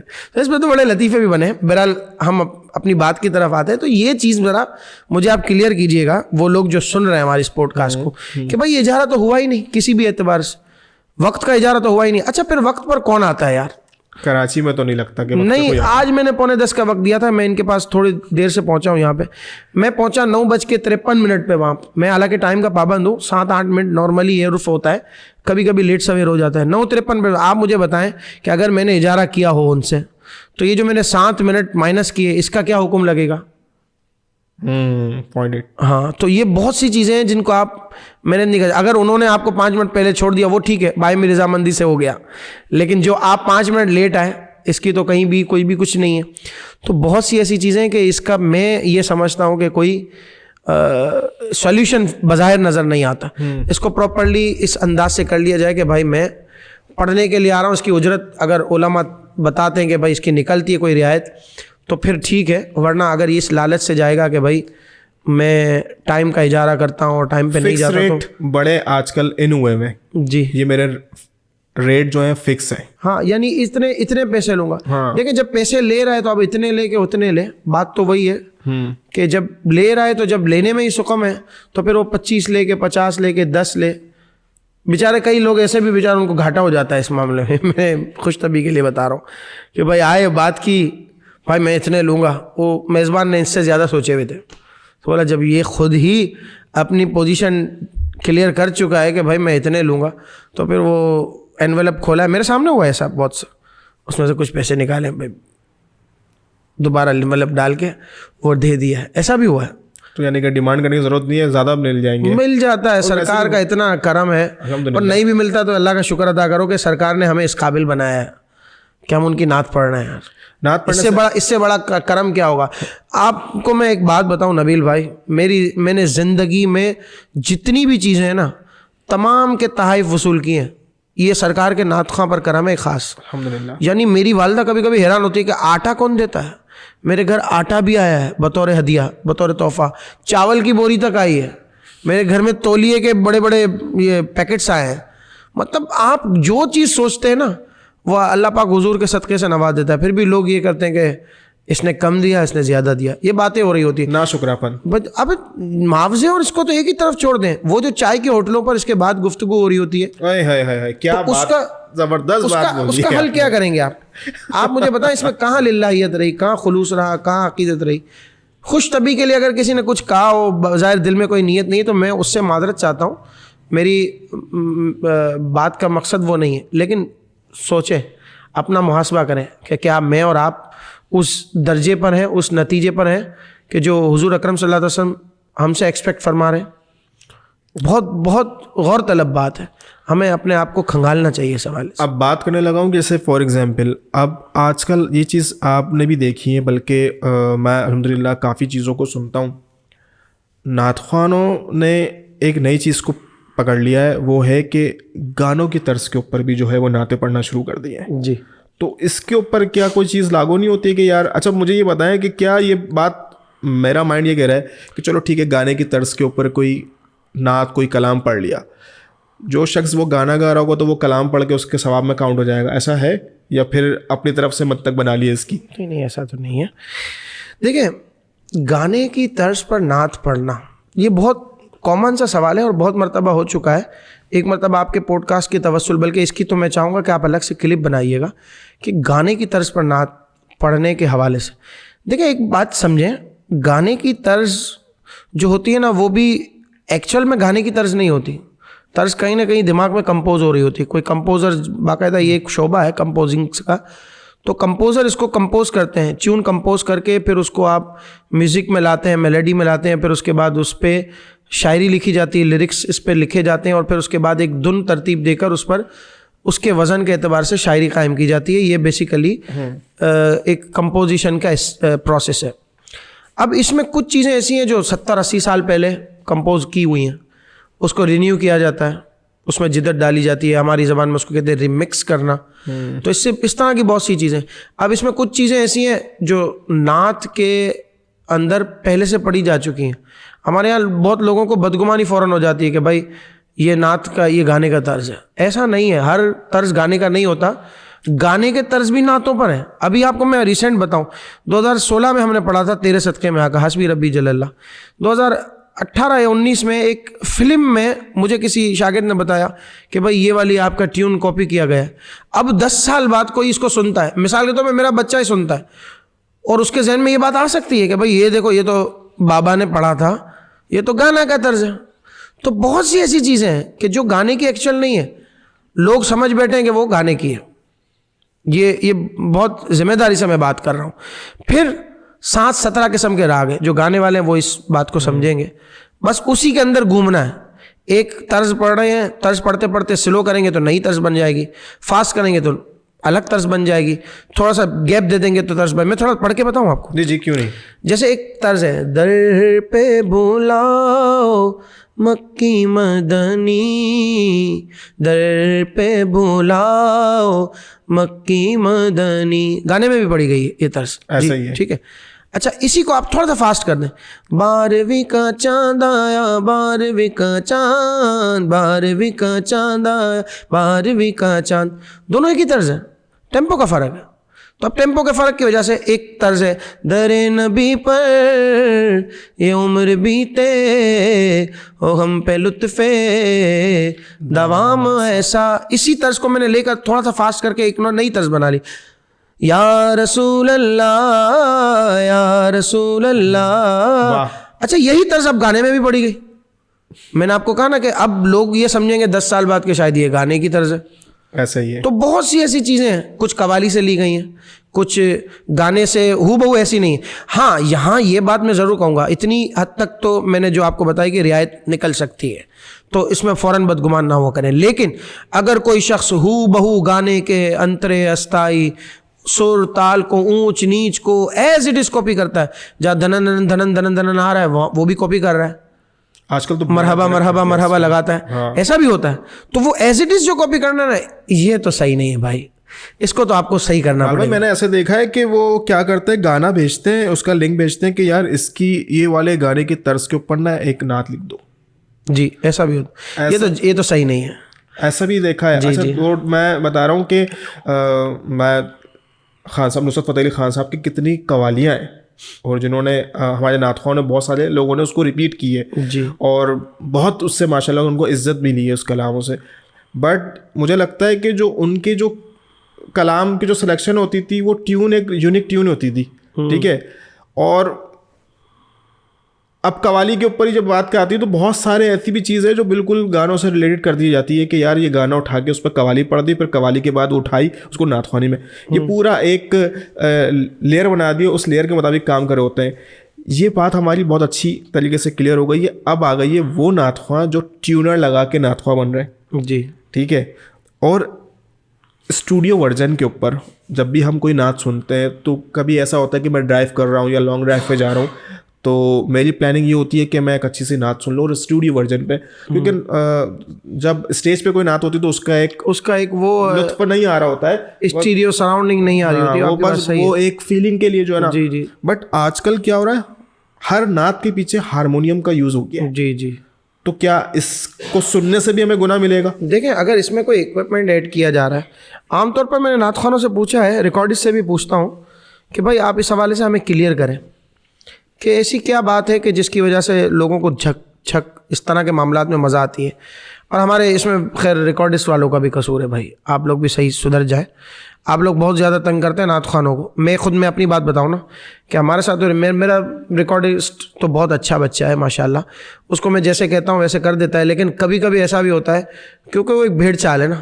اب مثال کے طور پہ علامہ صاحب تو خیال رکھ رہے ہیں لیکن دوسرے صاحب جو ہیں وہ خیال نہیں رکھتے. اب وہ ایک بہاؤ میں بہہ جاتے ہیں کہ بھائی فلاں نے ایسا کیا تو تھوڑا بہت علامہ صاحب بھی چلا لیں گے، یہ ایسا ہوتا ہے. تو اس معاملے میں بھی میں ماشاءاللہ دعوت اسلامی کی بہت تعریف کروں گا کہ انہوں نے اپنے آپ کو ان سب چیزوں سے الگ کر کے اپنا اسٹوڈیو الگ بنا لیا ماشاءاللہ. اب وہ کیا کرتے ہیں، انہی کا ریکارڈسٹ آتا ہے، انہی کو وہ کرتا ہے، اس میں کوئی چیز پیچھے چھن چھن دن دن کچھ بھی نہیں ہوتا. بہت اچھا کام کرے. اس اسٹوڈیو کا ریکارڈسٹ بھی دیکھے سنگر ہاں ہوا کرتا تھا، اللہ نے کیسا وہ کرم ٹیون کیا. بنا کے دیتے ہیں ماشاءاللہ، کمپوزر ہیں باقاعدہ ماشاءاللہ. تو اس طرح کے بہت سے ان کے اقدامات بہت اچھے ہیں. اب چونکہ ہم لوگ ہیں، ہم بہت چھوٹی باؤنڈریز میں رہنے والے، تو ان کے اللہ پاک نے ان کو تو وسائل اور ذرائع عطا کیے، تو ان کے لیے تو کام آسان ہے. میرے اور کسی اور نعت خواں کے لیے اتنا آسان نہیں ہے، لیکن ہم حتی الامکان کوشش کرتے ہیں کہ ان چیزوں سے بچیں. لیکن کبھی کبھی ایسا ہوتا ہے کہ کوئی چیز رہ جاتی ہے نہ چاہتے ہوئے بھی، غیر ارادی طور پر، تو اس کے لیے معاف کر دیا کریں. لیکن میں کبھی بھی ان چیزوں کی فیور نہیں کروں گا، یہ بات یاد رکھیں. کبھی بھی میں ان چیزوں کو پروموٹ نہیں کروں گا، ان چیزوں کو سپورٹ نہیں کروں گا کہ جو آج کل ہمارے یہاں رائج ہو گئی ہے، جیسے دن ہو گیا، دھک دھک، وہ خامخواہ پیچھے بیس بنانے کے لیے کہ ذرا چلو پیچھے مزہ آ رہا ہے. نہ کرے خدا را، نعت کو نعت رہنے دیں. وہ ماحول دیں جو مشتاق قادری صاحب سنایا کرتے تھے، وہ ماحول دیں جو فصیح الدین سہروردی صاحب کو سنتے ہیں. تو مطلب یہ ایک سوبر اسٹائل تھا. اویس قادری صاحب بھی ماشاءاللہ، جو آپ پچھلے کلام ان کے پرانے سن کے دیکھیں، آپ کو مزے کو مزہ آ جائے گا. یعنی وہ اصل نعت خوانی آپ نے اس کی روح کو مجروح کر دیا. یہ بار بار یہ چیزیں ڈال کے کئی جگہ ہم مجبور ہوتے ہیں، لیکن ایسا نہیں ہے کہ ہر جگہ ہم مجبور ہوں. کئی دفعہ ایسا ہوتا ہے کہ 6 مرتبہ ایڈٹ کروانے کے بعد بھی وہی رزلٹ ہمارے پاس آتا ہے، تو پھر اس میں ہم ٹائم کم ہوتا ہے. جیسے مثال کے طور پر معراج شریف ابھی جاری ہے، تو معراج شریف کا کلام دینا ہے، 2 دن پہلے یاد آیا کہ بھائی کلام ریکارڈ کروانا ہے. اب 1 دن میں انہوں نے دیا، اب 1 دن میں وہ چیز نہیں کر سکتا جو ہم کرنا چاہ رہے ہیں. تو یہ کبھی کبھی ہماری مجبوری ہو جاتی ہے. لیکن اس کا مطلب یہ نہیں ہے کہ یہ صحیح ہو جائے گا، یہ برائی رہے گا. بہت زیادہ آپ کو ٹیمپو رکھنے کے لیے کچھ ایسی چیزوں کا سہارا لینا پڑتا ہے جو اکوپمنٹ نہیں ہے، جو انسٹرومنٹ نہیں ہے. تو اس میں علماء رعایت رکھتے ہیں، لیکن اس کو بھی ایک حد تک، بہت زیادہ شور شرابہ نہ ہو.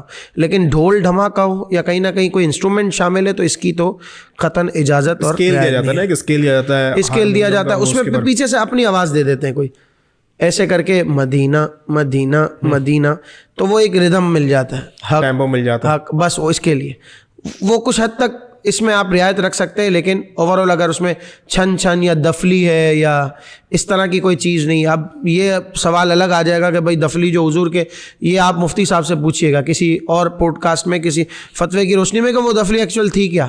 یہ وہ دفلی نہیں تھی جو آپ اور میں سمجھ رہے ہیں. ہاں، اس بات کا خیال رکھنا. اچھا ایک چیز اور، اب میں جو بات کرنے لگا ہوں، آپ دیکھتے ہوں گے بھائی کہ اشتہارات کی بات کرتے ہیں کہ آج کل کے جو پوسٹرز بنتے ہیں، کچھ تو نعت خواں یہ کہتے ہیں کہ یار ہماری تصویر نہ ہو، اور کچھ کہتے ہیں کہ ہماری تصویر ہو تو یہاں ہو. اچھا کسی ایک نعت خواں کو فار ایگزامپل ہم نے بیچ میں رکھ دیا اور اس سے مشہور کو ہم نے سائڈ پہ رکھ دیا نا، تو پھر وہ فون کر کے بولتا ہے یار تو نے مجھے بیچ میں کیوں نہیں کیا. ہاں ٹھیک ہے، اب میں تیری محفل میں، اب یار تو مجھے عزت کیوں نہیں دے رہا ہے بھائی، تو مجھے پوسٹر میں عزت نہیں دے رہا، محفل میں کہاں سے عزت دے گا. آج کل اس طرح کی ہے. اچھا پوسٹرز کو دیکھ کے ایسا لگتا ہے کہ کوئی جنگ ہونے جا رہی ہے. اب پاکستان انڈیا کا ایک کلیش ہونے والا ہے، پوسٹرز کے اندر بھی آج جدید چیزیں ایڈ کر دی ہیں اس کے اندر کہ بھائی صاحب اچھا پروٹوکولز کے ساتھ ساتھ لڑائی، اور ایسا لگتا ہے کوئی فلم ریلیز ہونے والی ہے. ہاں اشتہارات کو تو کم از کم. میں نے آج ایک پوسٹر دیکھا، اوپر سے آگ آ رہی ہے، یہ دیکھیں کانچ کے ٹکڑے میں ٹوٹا ہوا ایک نعت خواں یہاں بکھرا ہوا ہے، ایک نعت خواں ٹوٹا ہوا وہاں پڑا ہے. ایک عجیب سا پوسٹر بنا ہوا تھا. کبھی روڈ پہ چلتے ہوئے کسی کہہ دیں گے، کبھی پیچھے سے گاڑی آ رہی ہے. اب بہت چیزیں ہو گئی ہیں. کبھی یہ فلم کا بھی آپ نے بتایا کہ بیچ میں ایک بڑا ہیرو آئے گا، سائڈ میں 3 ہیرو، یہ لیڈ ہیرو ہوگا اور سائڈ میں سائڈ کریکٹر ہوں گے 3 یہاں پہ 3 یہاں پہ. عجیب سا بلا. یہ تصویر والے پوسٹر کا تو کبھی رواج رہا ہی نہیں. یہ تو ابھی 15-20 سال ہوئے ہیں. 15-20 سال بھی نہیں ہوئے، مجھے یاد پڑتا ہے شاید، ہاں 15 سال ہوئے ہوں گے بہت زیادہ. 15 سال پہلے یہ رائج ہوا, اس سے پہلے اس کے علاوہ پوسٹر میں بھی عزت دینا لازمی ہے. اسٹیج پہ بھی صاحب عزت کو عزت دینا لازمی ہے جو ڈیزرو کرتا ہے. حدیث شریف ہے اذا وسد الامر الی غیرہ اہلہ فانتظر الساعہ, کہ اگر تم یہ دیکھو نا کہ نا اہل کو عزت دے دی گئی ہے تو پھر قیامت کا انتظار کرو. جی, فانتظر الساعہ, یہ حدیث شریف کا مفہوم ہے. اذا وسد الامر الی غیر اہلہ, یعنی وہ اپنے اہل سے ہٹ کر ہو, اس کو اگر آپ نے مان پروٹوکول دے دیا جس کو وہ ڈیزرو ہی نہیں کرتا. آپ کو میں ایک بڑی حیرت کی بات بتاؤں, ہمارے یہاں تو اب داڑھی منڈے بھی چڑھ جاتے ہیں اسٹیج پر, علماء اس کی سختی سے ممانعت فرماتے ہیں. شہر کراچی میں تو بہت کم ہوتا ہے, پنجاب میں نے دیکھا ہے, یہ چودھری صاحب, یہ شیخ صاحب, یہ گجر صاحب, ملک صاحب, سب لگے ہوئے ماشاء اللہ.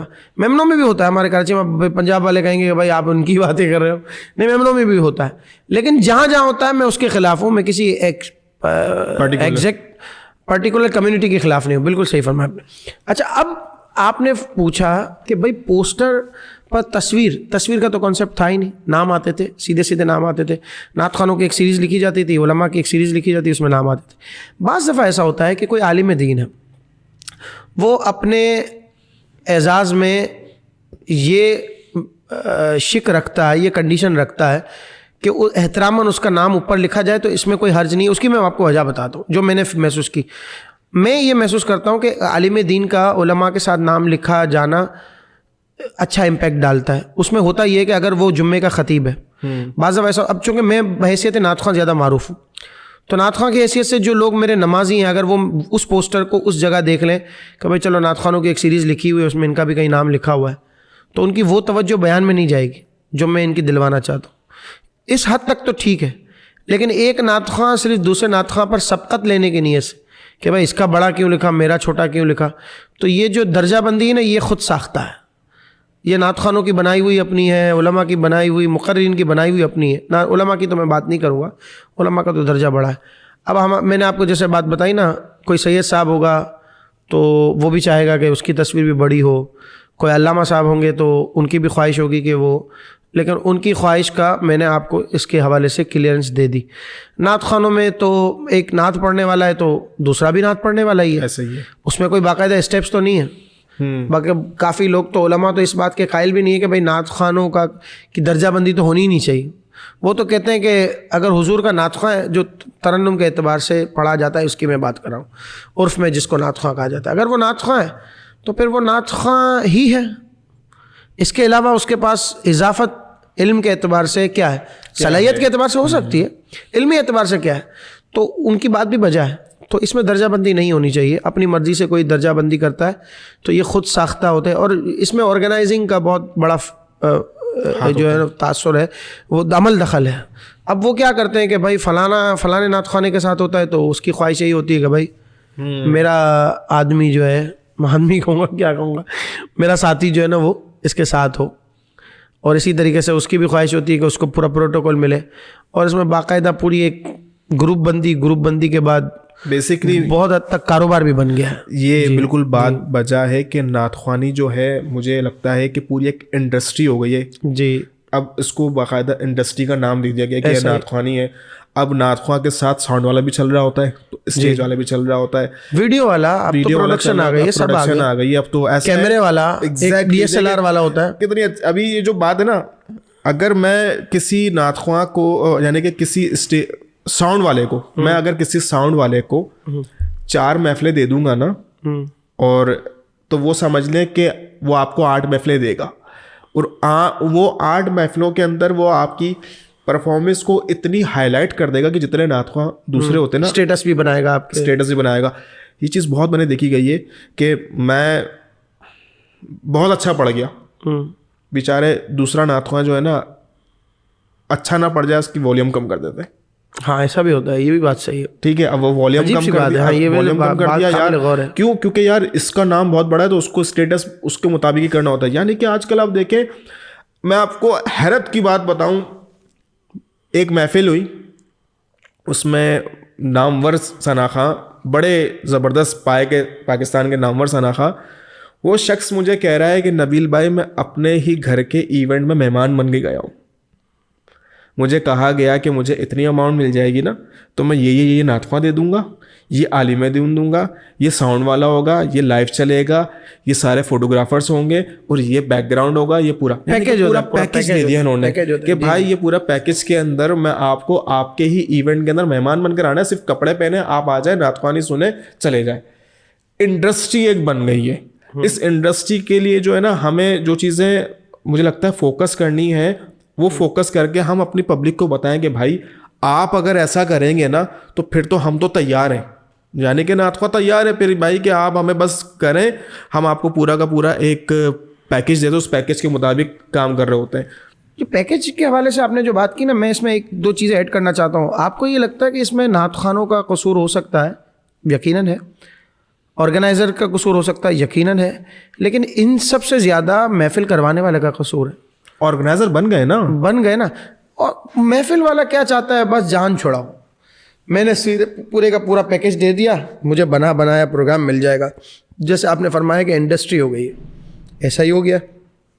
وہ ایک سیٹ ہے, اس کو پتا ہے کہ بھائی میرا پروگرام 10 لاکھ میں ہو جائے گا, تو وہ زیادہ آسانی اس میں سمجھے گا کہ وہ کسی کو پکڑا دے, اور وہ اپنے طور پر. لوگوں کو نعت خوانی نہیں سننی, لوگوں کو ورائٹی پروگرام کروانا ہے. جی ورائٹی پروگرام ہو جائے, 2 نعت خواں, اچھا یہ ٹی وی پہ آتا ہے, اس کا یوٹیوب چینل اچھا یہ ہے, یہ 4 ہو جائے. ان کو نعت خوانی نہیں سننی. بہت معذرت کے ساتھ نعت خوانی ابھی کسی کو نہیں سننی. وہ تو کہ میرے بچے کی شادی اچھے سے اچھی ہو جائے. یہی کچھ 10-12 سال 15 سال پہلے سیرا یہ بندہ پڑھا دے, ہاں یہ ہوتا تھا 15-20 سال. لیکن یہ نعت خوانوں کی فیلڈ میں نہیں ہوتا تھا. سنگرز آتے تھے, قوال آتے تھے. اب یہ سارا معاملہ بدقسمتی کے ساتھ نعت خوانی میں بھی آ گیا. تو اس میں آپ جو محفل کروانے والے ہیں, جن کے گھر پر محفل ہو رہی ہے, ان کو اس پہ اسٹیپ لینا چاہیے. بعض دفعہ ایسا بھی ہوتا ہے کہ اب تو نکاح پڑھانے والے, میں خود چونکہ نکاح پڑھاتا ہوں تو مجھے اندازہ ہے کہ نکاح پڑھانے پہ بھی جھگڑے ہوتے ہیں. پتہ ہے نا بھائی وہ ہدیہ ملے گا, تحفہ ہوگا, تو بعض دفعہ میرے پاس آتے ہیں, ٹائم لکھوایا, ہماری مسجد میں نکاح کروایا, اینڈ ٹائم پر آیا, یار وہ دلہن کی خواہش تھی, دلہن والوں کی خواہش تھی کہ وہ ہال میں نکاح ہو. کسی نے کہا کہ فلانی مسجد میں ہمارے گھر کے قریب ہے. تو ایسا بھی ہوتا ہے. کیوں؟ کیونکہ وہ وہاں سے پریشر ہوتا ہے کہ بھائی یار ہمارے قاضی صاحب ہیں, وہ ذرا اچھا پڑھائیں گے, ان کے یہاں یہ بھی رونق ہوگی, فوٹو والا وہ بلوا دیں گے. تو اس طریقے سے باقاعدہ کچھ بارگیننگ پہ, کچھ پیکیجنگ پہ ڈیل فائنل ہوتی ہے. نکاح سے لے کر سمجھے کہ تمام معاملات تک یہ ہوتا ہے. ابھی میں چونکہ ہم لوگ ابھی آپ کے پوڈ کاسٹ کے توسل بتانا چاہ رہا ہوں, ہم الحمدللہ مسجد نائٹ کے نام سے ایک اچھا کام کر رہے ہیں ماشاءاللہ, دیکھا میں نے وہ. تو ہم پوری رات کا پروگرام کرتے ہیں. تو ابھی مجھ سے کافی لوگ رابطے میں. تو آج ہی کی بات ہے, ایک فون مجھے آیا کہ بھائی اگر مسجد نائٹ کے لیے ہم اپنے پلیٹ فارم کو چھوڑ کر دوسری جگہوں پر جاتے ہیں, تو ہمیں تو یہ تھا کہ چلو ہمارے ادارے کی ایک نوری اسلامک سرکل کے نام سے ہم نے کام شروع کیا ہے, تو ہم ہمارا ادارے کی پذیرائی ہوگی, اس کو تھوڑا سا انٹرو ملے گا, بوسٹ ملے گا.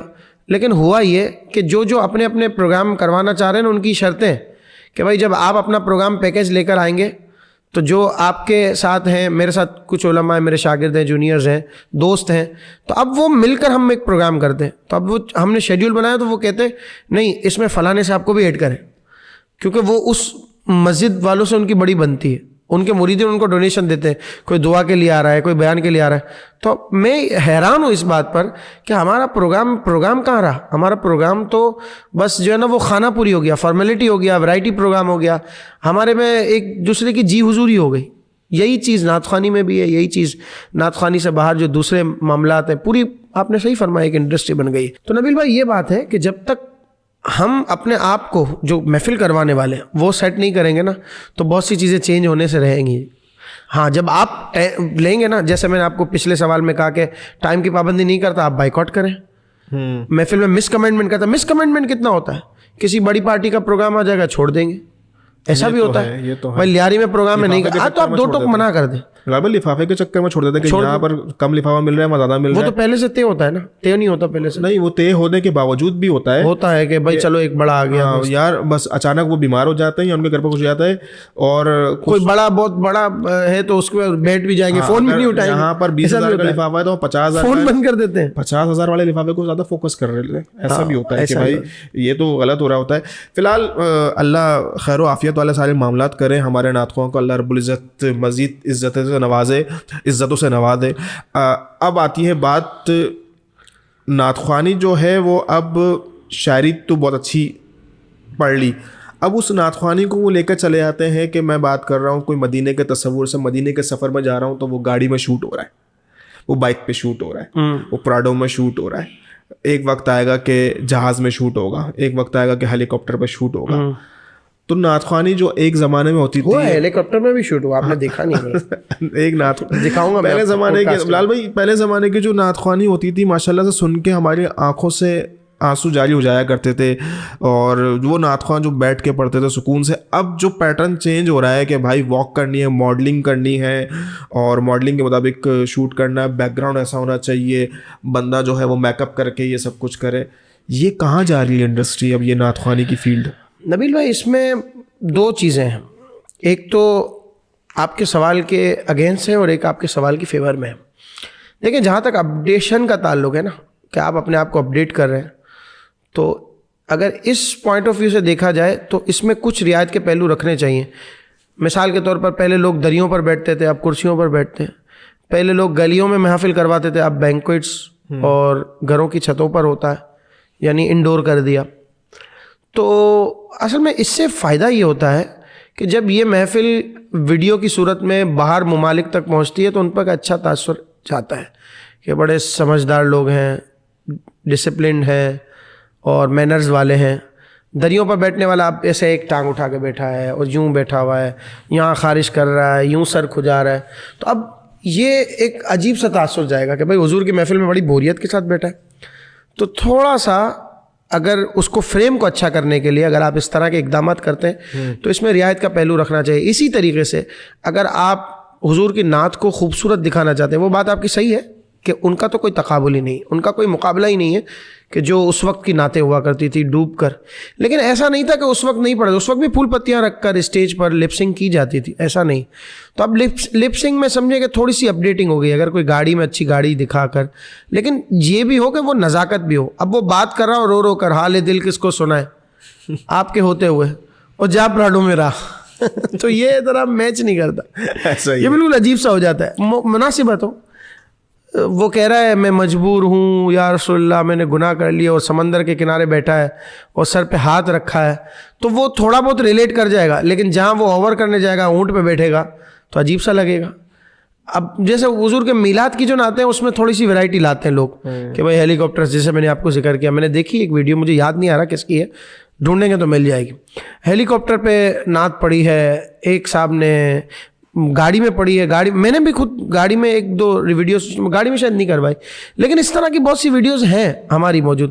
اگر اس میں کوئی ایسا ہے نا کہ جو پازیٹیو تھاٹ جا رہا ہے تو اس پہ عمل کرنے میں کوئی مسئلہ نہیں ہے, چہ جائے کہ وہ شرعی تقاضوں سے ٹکراتا نہ ہو یا اخلاقی تقاضوں سے ٹکراتا نہ ہو. ہاں کوئی ایسا ہی ہے کہ غیر مناسب سا طریقہ اختیار کر رہا ہے جس میں کوئی غیر شرعی بات شامل ہو رہی, تو اس کی تو اسلام اجازت نہیں دیتا. جیسے کہ آج کل خواتین کے ساتھ پڑھا جا رہا ہے الامان والافیس, خواتین آ رہی ہیں, وہ سمجھ رہی ہیں حجاب کر کے انہوں نے بہت بڑا تیر مار لیا.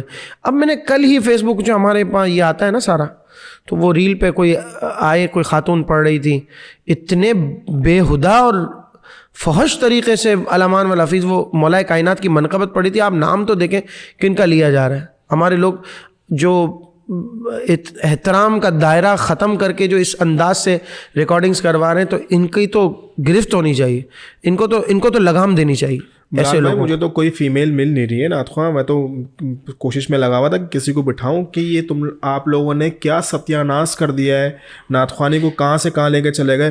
نبیل بھائی میرے خیال میں اس سے بھی فائدہ نہیں ہوگا. میوزک کے اوپر آپ کر رہے ہو, تلواریں نکال رہے ہو, تو یہ کر رہے ہو, وہ کر رہے ہو. یار جب تک ان کے گھر والے ان کو نہیں سمجھائیں گے, آپ کو اپنا دیکھیں نا, اعلیٰ حضرت تو کہا ہے کہ اگر عورت اپنی آواز کو بلند کر کے گھر سے باہر جاتے تو بھی اس کو گناہ ملتا ہے. جی آپ تو اپنے جسم کا پورا حصہ نہیں, عورت کی آواز بھی عورت کے معنی یہ ہاں کہ چھپانے کی چیز ہے. جس چیز کو اللہ رب العزت نے پردے میں رکھنے کی بات کی ہے شریعت کو, آپ اسی کو نمائش کرتے ہوئے حضور کا ذکر کر رہے ہو, علی مولا علی کا ذکر کر رہے ہو, اور ذکر ایسا کر رہے ہوتے ہیں کہ مجھے تو دیکھ کر حیرت ہوتی ہے کہ کیا تمہیں کل آپ دل سے بتائیں نبیل بھائی, آپ بیٹھے ہیں, میں کیمرے کی طرف منہ کر کے آپ لوگوں سے پوچھتا ہوں, یہ جو ذکر کیا جا رہا ہے مولا کائنات کا, کیا اس طریقے سے مولا کائنات ہم سے خوش ہوں گے؟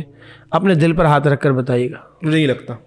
خدا کے واسطے یار, صرف یہ سوچیں, لوگوں کو چھوڑ دیں تھوڑی دیر کے لیے, کون کیا کر رہا ہے اسے چھوڑ دیں, مجھے بھی چھوڑ دیں کہ میں اس طرح کی یہاں کر باتیں کر رہا ہوں. آپ اس سے قطع نظر کہ کون کہہ رہا ہے, آپ اپنے دل پر ہاتھ رکھ کر پوچھیں, اپنے آپ سے سوال کریں کہ اس انداز سے جو مولا کائنات کا ہم نے ذکر کیا ہے, کیا مولا کائنات اس کو قبول کریں گے؟ ہرگز قبول نہیں کریں گے بھائی.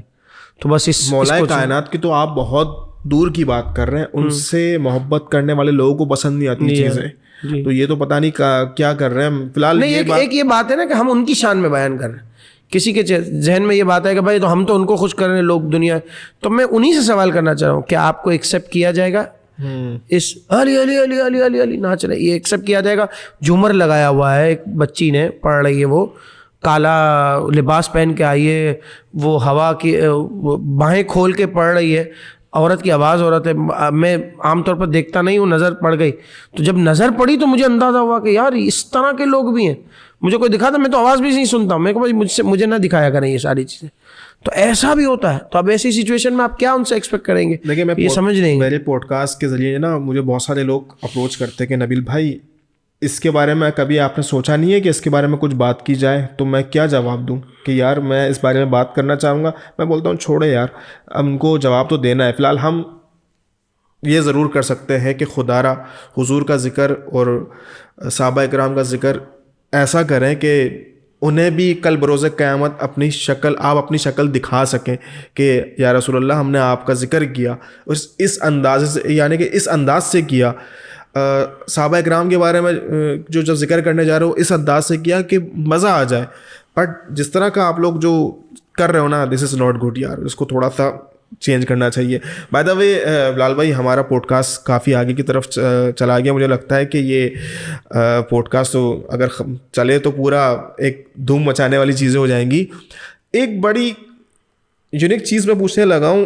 ایک آپ نے ایک لائیو ٹرانسمیشن کے اندر, یہ میں شروعات میں مجھے پوچھنا چاہیے تھا, یہ جو کلام آپ کو ماشاء اللہ حسبی ربی جل اللہ, آپ نے جو ماشاء اللہ بڑا اللہ رب العزت نے اس کلام کے ذریعے بھی بہت عزتوں سے آپ کو نوازا ہے, اور میرے خیال سے 1.25 کروڑ سے زیادہ لوگوں نے اس لوگوں کو سنا ہے. اور یہ وہ کلام ہے نہ کہ اہل سنت بلکہ ہر فرقے میں اس کو سنا جاتا ہے, پڑھا جاتا ہے, اور ریپیٹ کیا گیا ہے. ریپیٹلی اس کو جو ہے نا اس کلام کو ریپیٹ کیا گیا ہے, اور بہت سارے لوگ تو اس کو لوپ میں لگا کے سن رہے ہوتے ہیں.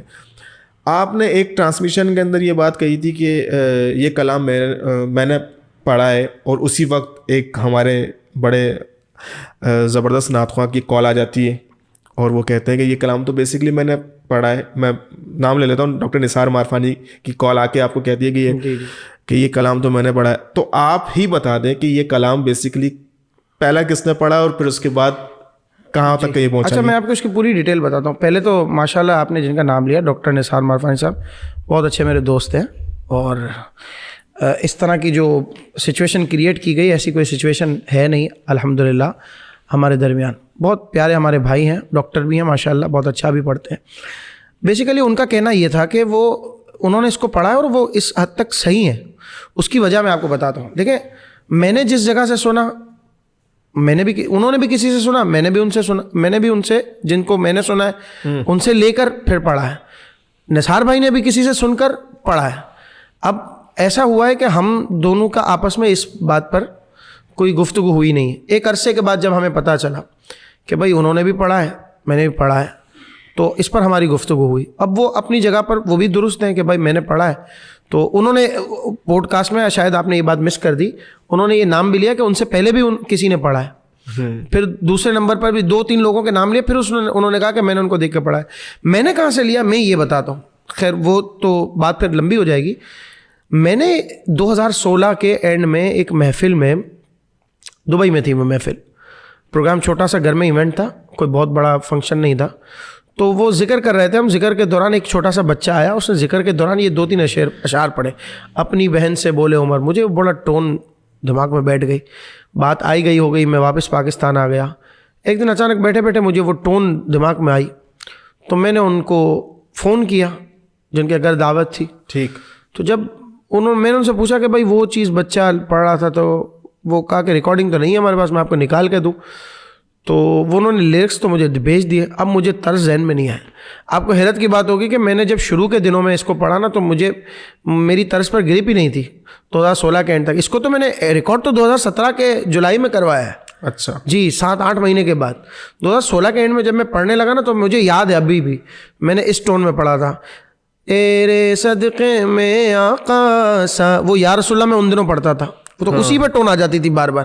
سارے جہاں کو دین ملا بے دینو, بار بار وہاں میچ ہو جاتی تھی. وہ کرتے کرتے کرتے کرتے اچانک پھر میں نے جب محفلوں میں پڑھنا شروع کی تو اب ظاہر سی بات ہے بہت سے اور لوگوں سے بھی محفل کے دوران, کیونکہ وہ جس بچے نے پڑھی ہے تو ایسا نہیں ہے کہ وہ اس نے وہیں پڑھی ہے, بہت سی جگہوں پر. پھر انڈیا کے ایک شاعر ہیں شجر مکن پوری جنہوں نے اس کے اشعار لکھے ہیں, شروع کے 3-4 اشعار انہوں نے لکھے ہیں. انڈیا کا کلام ہے یہ. جی, تو انڈیا میں پڑھا جاتا ہے تو ان کی ریکارڈنگ میرے سامنے آئی ان بٹوین. تو جب میں پھر طرز پر گرپ آئی پھر میں نے پڑھا. اچھا مجھے اس وقت بھی یہ نہیں پتا تھا کہ یہ انہوں نے لکھا ہے, مجھے یہ لگا کہ صرف انہوں نے پڑھا ہے. اب ہوا یہ کہ میں نے ان سے 2 ہی شعر سنے تھے, 2-3 شعر میں نے سنے تھے, 2 شعر میں نے اپنی طرف سے بڑھا دیے. میرے نبی کے غلاموں کا یہ میرا لکھا ہوا شعر ہے. اچھا ہاں, میرے مولا میرے خدا یہ میرا لکھا ہوا شعر ہے. تو اب یہ کوئی کیا ہوا کہ 5-6 شعر کا ایک پورا کلام تیار ہو گیا, اس کو ہم نے ریکارڈ کروا دیا. اس کے بعد اللہ نے اتنا کرم کیا کہ ود ان اے منتھ یہ 1 ملین تک پہنچ گیا. یہ دیکھ رہا تھا کہ جی ود ان اے منتھ 1 سال کے بعد میری نثار سے بات ہوئی ہے, نثار معرفانی سے, کہ بھائی وہ جنہوں نے کلام لکھا ہے نا وہ ناراض ہیں. انہوں نے کہا کہ علامہ بلال صاحب نے جو ہے نا میرا ذکر نہیں کیا کہیں. تو میں نے کہا یار میری نالج میں واقعی ایسی بات نہیں ہے کہ انہوں نے لکھا ہوا ہے, اور اگر ایسا ہے تو آپ مجھے ان کا نمبر دیجئے, میں ان سے معذرت کرتا ہوں. پھر میری ان سے بات بھی ہوئی, شجر مکن پوری صاحب سے میری بات ہوئی, تو انہوں نے کہا کہ آپ کسی پوڈ کاسٹ میں ذکر کر دیجیے گا. تو ان دنوں لاک ڈاؤن کا تھا 2020, یہ 3 سال کی بات 2017 میں پڑھا تھا, 2020 میں میری ان سے بات ہوئی تھی. یعنی 3 سال کے بعد یہ عقدہ کھلا تھا جب 15-20 ملین لوگوں نے ان کو دیکھ لیا تھا کلام کو. اب جب میری ان سے بات ہوئی نا تو انہی دنوں میں نے عبدالحبیب اتاری صاحب کے ساتھ ایک پوڈ کاسٹ کرنی تھی. وہ نیا ایک سلسلہ شروع ہوا تھا اسٹریم یارڈ کا. تو ہم بیٹھے تھے تو اسی میں عبدالحبیب صاحب نے مجھ سے سوال کیا کہ یار یہ جو آپ نے کلام پڑھا ہے اتنے ملین ویوز ہو گئے, اس کی کیا بات. 80 ملین ویوز ہو چکے تھے 2020 میں. جی 2020 میں 80 ملین کے ویوز ہو چکے تھے. میں بھول رہا ہوں, سوری, پہلے میں نے 15 ملین کہا, مجھے ایگزیکٹ یاد نہیں. ابھی اس وقت کرنٹلی 138 ملین ویوز ہیں. 2025 جنوری 138 ملین ویوز ہیں, اور یہ بہت بڑا اچیومنٹ ہے. کوئی اور نعت کو اتنا جو ہے نا وہ پذیرائی نہیں ملی ویوز کے اعتبار سے, تو یہ بہت بڑی بات ہے. تو لوگ سن رہے ہیں, اس کا مطلب یہ ہوا 50,000 کی تعداد میں روزانہ کی بنیاد پر لوگ سن رہے ہیں. آیت عارف نے بھی ریپیٹ کیا, بہت سے لوگوں نے پڑھا, بہت سے لوگوں نے, اپنے تو اپنے غیروں نے بھی پڑھا ماشاءاللہ. میں یہی بول رہا ہوں, ارے چندے جمع کیے ہیں انہوں نے مجھے ویڈیوز. اگر میں ان کی ویڈیوز جمع کروں نا, یہ پوری ویڈیوز کا ایک, اگر میرے پاس 2017 سے لے کر اس وقت 2025 تک جو مختلف ویڈیوز ملی, ایک چھوٹا بچہ پڑھ رہا ہے, اس پہ پورا ایک کلپ بن سکتا ہے. ایک چھوٹا بچہ پڑھ رہا ہے ہاسپٹل میں, نیم بے ہوشی میں, بس اس کی زبان ہل رہی ہے, وہ پڑھ رہا ہے حسبی ربی جل. میری آنکھوں میں پانی آ گیا. ایک خاتون کے متعلق مجھے یہ بات پتہ ہے, ہمارے ایک دوست کی وائف تھی, ان کا انتقال ہو گیا. اس دوست نے مجھے میسج کیا کہ آپ کی بھابھی جو ہے نا آخری دنوں تک یہ تیرے صدقے میں آ کر روزانہ سنتی تھی بیڈ پر. کیا بات ہے ماشاءاللہ. بہت سے کمالات ہیں. چھوٹے چھوٹے بچے, بولنا نہیں آتا, جم کے سن رہے ہوتے ہیں. کلمے کی بدولت ہے, اس میں کلمہ بھی ہے نا, لا الہ الا اللہ. تو بہرحال تعریفوں کے اگر اس کے حوالے سے لکھنے جائیں یا بولنے جائیں تو ایک ٹھیک ٹھاک وقت درکار ہوگا. ہم تو صرف اس پر بات کر رہے ہیں کہ یہ آیا کہاں سے اور اس کو کیسے ہم نے اس کو پڑھا. تو وہ جو شجر مکن پوری صاحب کو میں نے حبیب اتاری صاحب کے سوال کا جواب کا کلپ بھیج دیا, اس پر وہ مطمئن ہو گئے کہ بھائی چلو میرا نام انہوں نے لے لیا. اس وقت تک اویس قادری صاحب والی پوڈ کاسٹ ہو چکی تھی, یہ میری معلومات میں نہیں تھا. اچھا پھر ایک اور بات ہوئی, یہ بات شاید بہت کم لوگوں کو پتا ہو کہ میری اس کلام پر, میں کسی کا نام نہیں لینا چاہ رہا, اس کلام پر اسٹرائک بھی آئی, اور یہ چینل 3 یا 4 مہینے تک میرے پیج سے ریموو ہو گیا, میرے چینل سے. یہ کلام جو ہے میرے چینل سے ریموو ہو گیا. اب 3 یا 4 مہینے تک یہ, اچھا آپ جو یوٹیوب یوز کرتے ہیں وہ جانتے ہیں, آپ بھی جانتے ہوں گے کہ ایک چیز رننگ میں ہو نا, اچانک اس پر بریک لگ جائے نا تو اس کا سارا کیا کرایا ٹرننگ سارا ختم. بھی ماشاءاللہ اس کے باوجود بھی اب بھی ڈیلی بیسس پر الحمدللہ آپ سے اندازہ کریں کہ 138 ملین پلس ویوز اس وقت رائٹ ناؤ 2025 جنوری. یہ سچویشن ہے تو اس کا مطلب یہ کہ اب بھی روزانہ کی بنیاد پر 25-30 ہزار لوگ اسے سنتے ہیں. ماشاء اللہ. تو یہ ایک بہت بڑی اپنے آپ میں اچیومنٹ ہے. اور لوگ یہ بھی بولتے ہیں کہ آپ یوٹیوب کا پلے بٹن گولڈن بٹن کیوں دکھاتے ہیں, تو ان کو بھی میں یہ جواب دوں. دیکھیں اگر دنیا میں حضور کا ذکر سنا جا رہا ہے تو بٹن معنی نہیں رکھتا. یہ سن کر جو لوگ اس کو اس جگہ تک مجھے اس جگہ تک پہنچایا تو اس میں کہیں نہ کہیں کردار ان سننے والوں کا ہے. تو ہمیں یہ لوگوں کو انڈائریکٹلی ہم یہ بتا رہے ہیں کہ حضور کا ذکر سنا جا رہا ہے. صرف نعتیں ہی تھوڑی ہیں, بیانات بھی ہیں, بیانات کو بھی ماشاءاللہ اتنے لوگ سنتے ہیں, تو دین کا کام ہو رہا ہے. تو اس سے آپ مطمئن رہا کریں. کوئی ریلیجیس طبقہ اگر آپ کو اس طریقے کی اچیومنٹ دکھاتا ہے نا تو اس کے پس پردہ کوئی اچھا پوائنٹ ہی ہوگا. تو ہر چیز میں آپ بدگمانی بھی نہ کیا کریں.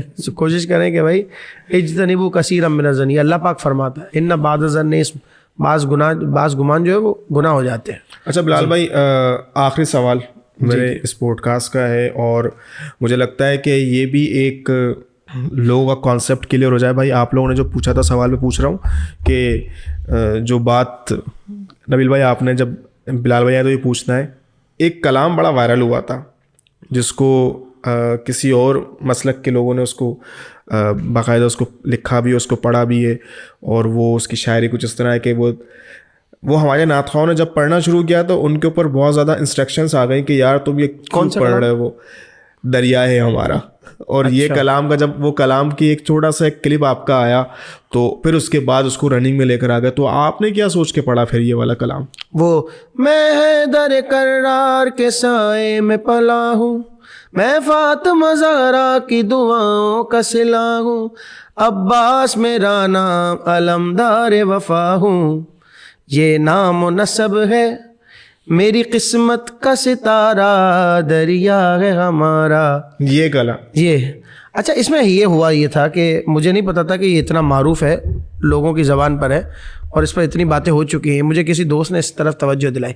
اچھا بیسیکلی دیکھیں, جو میں نے اس سے پہلے بات کی نا گانے کی طرز پر نعت پڑھنا, اسی زمرے میں آپ اس کو لے سکتے ہیں. ایک چیز ہے کہ وہ معروف ہے اس طریقے سے, بظاہر تو اس کلام میں کوئی ایسی چیز مجھے نظر نہیں آئی طرز کے اعتبار سے بھی اور شاعری کے اعتبار سے بھی, لیکن جب مجھ تک یہ بات پہنچی کہ بھائی کسی اور طریقے سے اس کلام کو پڑھا گیا ہے اور ہمارے محبت والے لوگوں نے اس کو نہیں لکھا بلکہ اور لوگ ہیں جن کا تعلق اکثر ایسا ہے کہ وہ صحابہ سے عقیدت نہیں رکھتے, تو ایسی سچویشن میں مجھ پر, میں نے کہا نا میں بحیثیت طالب علم بحیثیت عالم دین آپ کے پوڈ کاسٹ میں آیا ہوں, تو ہر اس چیز پر میری نظر رکھنا یہ ضروری ہے کہ جس میں کہیں کسی بھی طریقے سے شائبے کا اندیشہ ہو, تو کہیں شبے کا بھی ازالہ ہو تو اس چیز کو چھوڑ دینا چاہیے. ہم عزیمت والے ہیں, ہم امام ابو حنیفہ کے فالوور ہیں. کہیں ایسی بات ہو نا کہ جہاں عزیمت کا معاملہ ہو, عزیمت اور رخصت یہ دونوں الگ الگ چیزیں ہیں. عزیمت میں یہ ہوتا ہے کہ شک والی چیزوں سے بھی اپنے آپ کو بچا دے. یہ بالکل آسان کر کے میں اس کی تعریف آپ کو بتاتا ہوں. یہ ایکسیپٹ کر رہے ہیں کہ یہ غلط ہوا؟ ہاں نہیں, غلط میں دیکھیں دو چیزیں ہیں نا. اب میں نے آپ کو بتایا نا, اخلاقی اعتبار سے غلط ہونا الگ ہے, شرعی اعتبار سے غلط ہونا الگ ہے. تو اگر وہ لوگ کہ جو اس کو صحیح نہیں سمجھتے تو ان کی رعایت کے لیے ہم نے وہ چیز چھوڑ دی. اس میں تھوڑا سا اس بات کو سمجھیں کہ ایک چیز جائز ہے. مثال کے طور پر بعض کے نزدیک چین والی گھڑی پہننا صحیح ہے, بعض علماء کے نزدیک چین والی گھڑی پہننا جائز نہیں ہے. جی ہاں, یہ آپ پر میں 90s کے ہیں, پہلے جو 80s میں علماء جن باتوں پر توجہ کیا کرتے تھے ان میں فوٹو مووی بھی نہیں ہوتا تھا. جی اگر اس کو دیکھا جائے گا تو یہ فوٹو مووی بھی عظیمت کے دائرے میں آ جائے گا, لیکن چونکہ اب اتنا عام ہو گیا ہے ٹیکنیکلی اور دینی اعتبار سے بہت کام دے رہا ہے ہمیں, تو اس میں کچھ علماء نے اس حوالے سے تھوڑا سا نرم رویہ رکھا ہوا ہے. ادروائز اگر دیکھا جائے تو اس میں اس بات کا بھی پہلو نکلے گا. میں بات کر رہا ہوں چین والی گھڑی کی بطور مثال کے طور پر چین والی گھڑی پہنی ہے. اب جن کے نزدیک ناجائز ہے وہ تو اس کو سرے سے تسلیم نہیں کریں گے, اور جن کے نزدیک صحیح ہے وہ کیا کہیں گے کہ پہن لیا کوئی مسئلہ نہیں. اب عزیمت کی رائے یہ ہوتی ہے کہ دونوں کو راضی کیا جائے. مثال کے طور پر اگر آپ نہیں پہنتے تو کسی کو اعتراض نہیں ہے نا. جنہوں نے یہ کہا ہے کہ یہ صحیح ہے انہوں نے یہ تھوڑی کہا کہ کرنی ہے.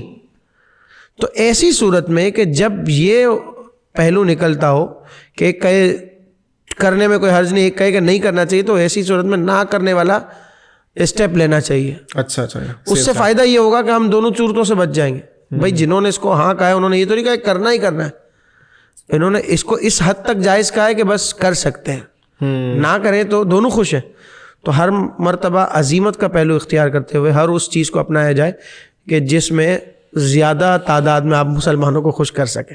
تو اسی طریقے سے اگرچہ اس میں کلام ہے کہ یہ صحیح ہے یا نہیں ہے, غلط ہے, اگر ان کی طرف منسوب ہے, بہت چیزیں ان کی طرف نکلتی ہیں, بہت زیادہ معروف ہے, تو اس کو پڑھنے سے اجتناب کرنا چاہیے, بچنا چاہیے. ٹھیک, بس that's it. چلیں لال بھائی بہت بہت شکریہ.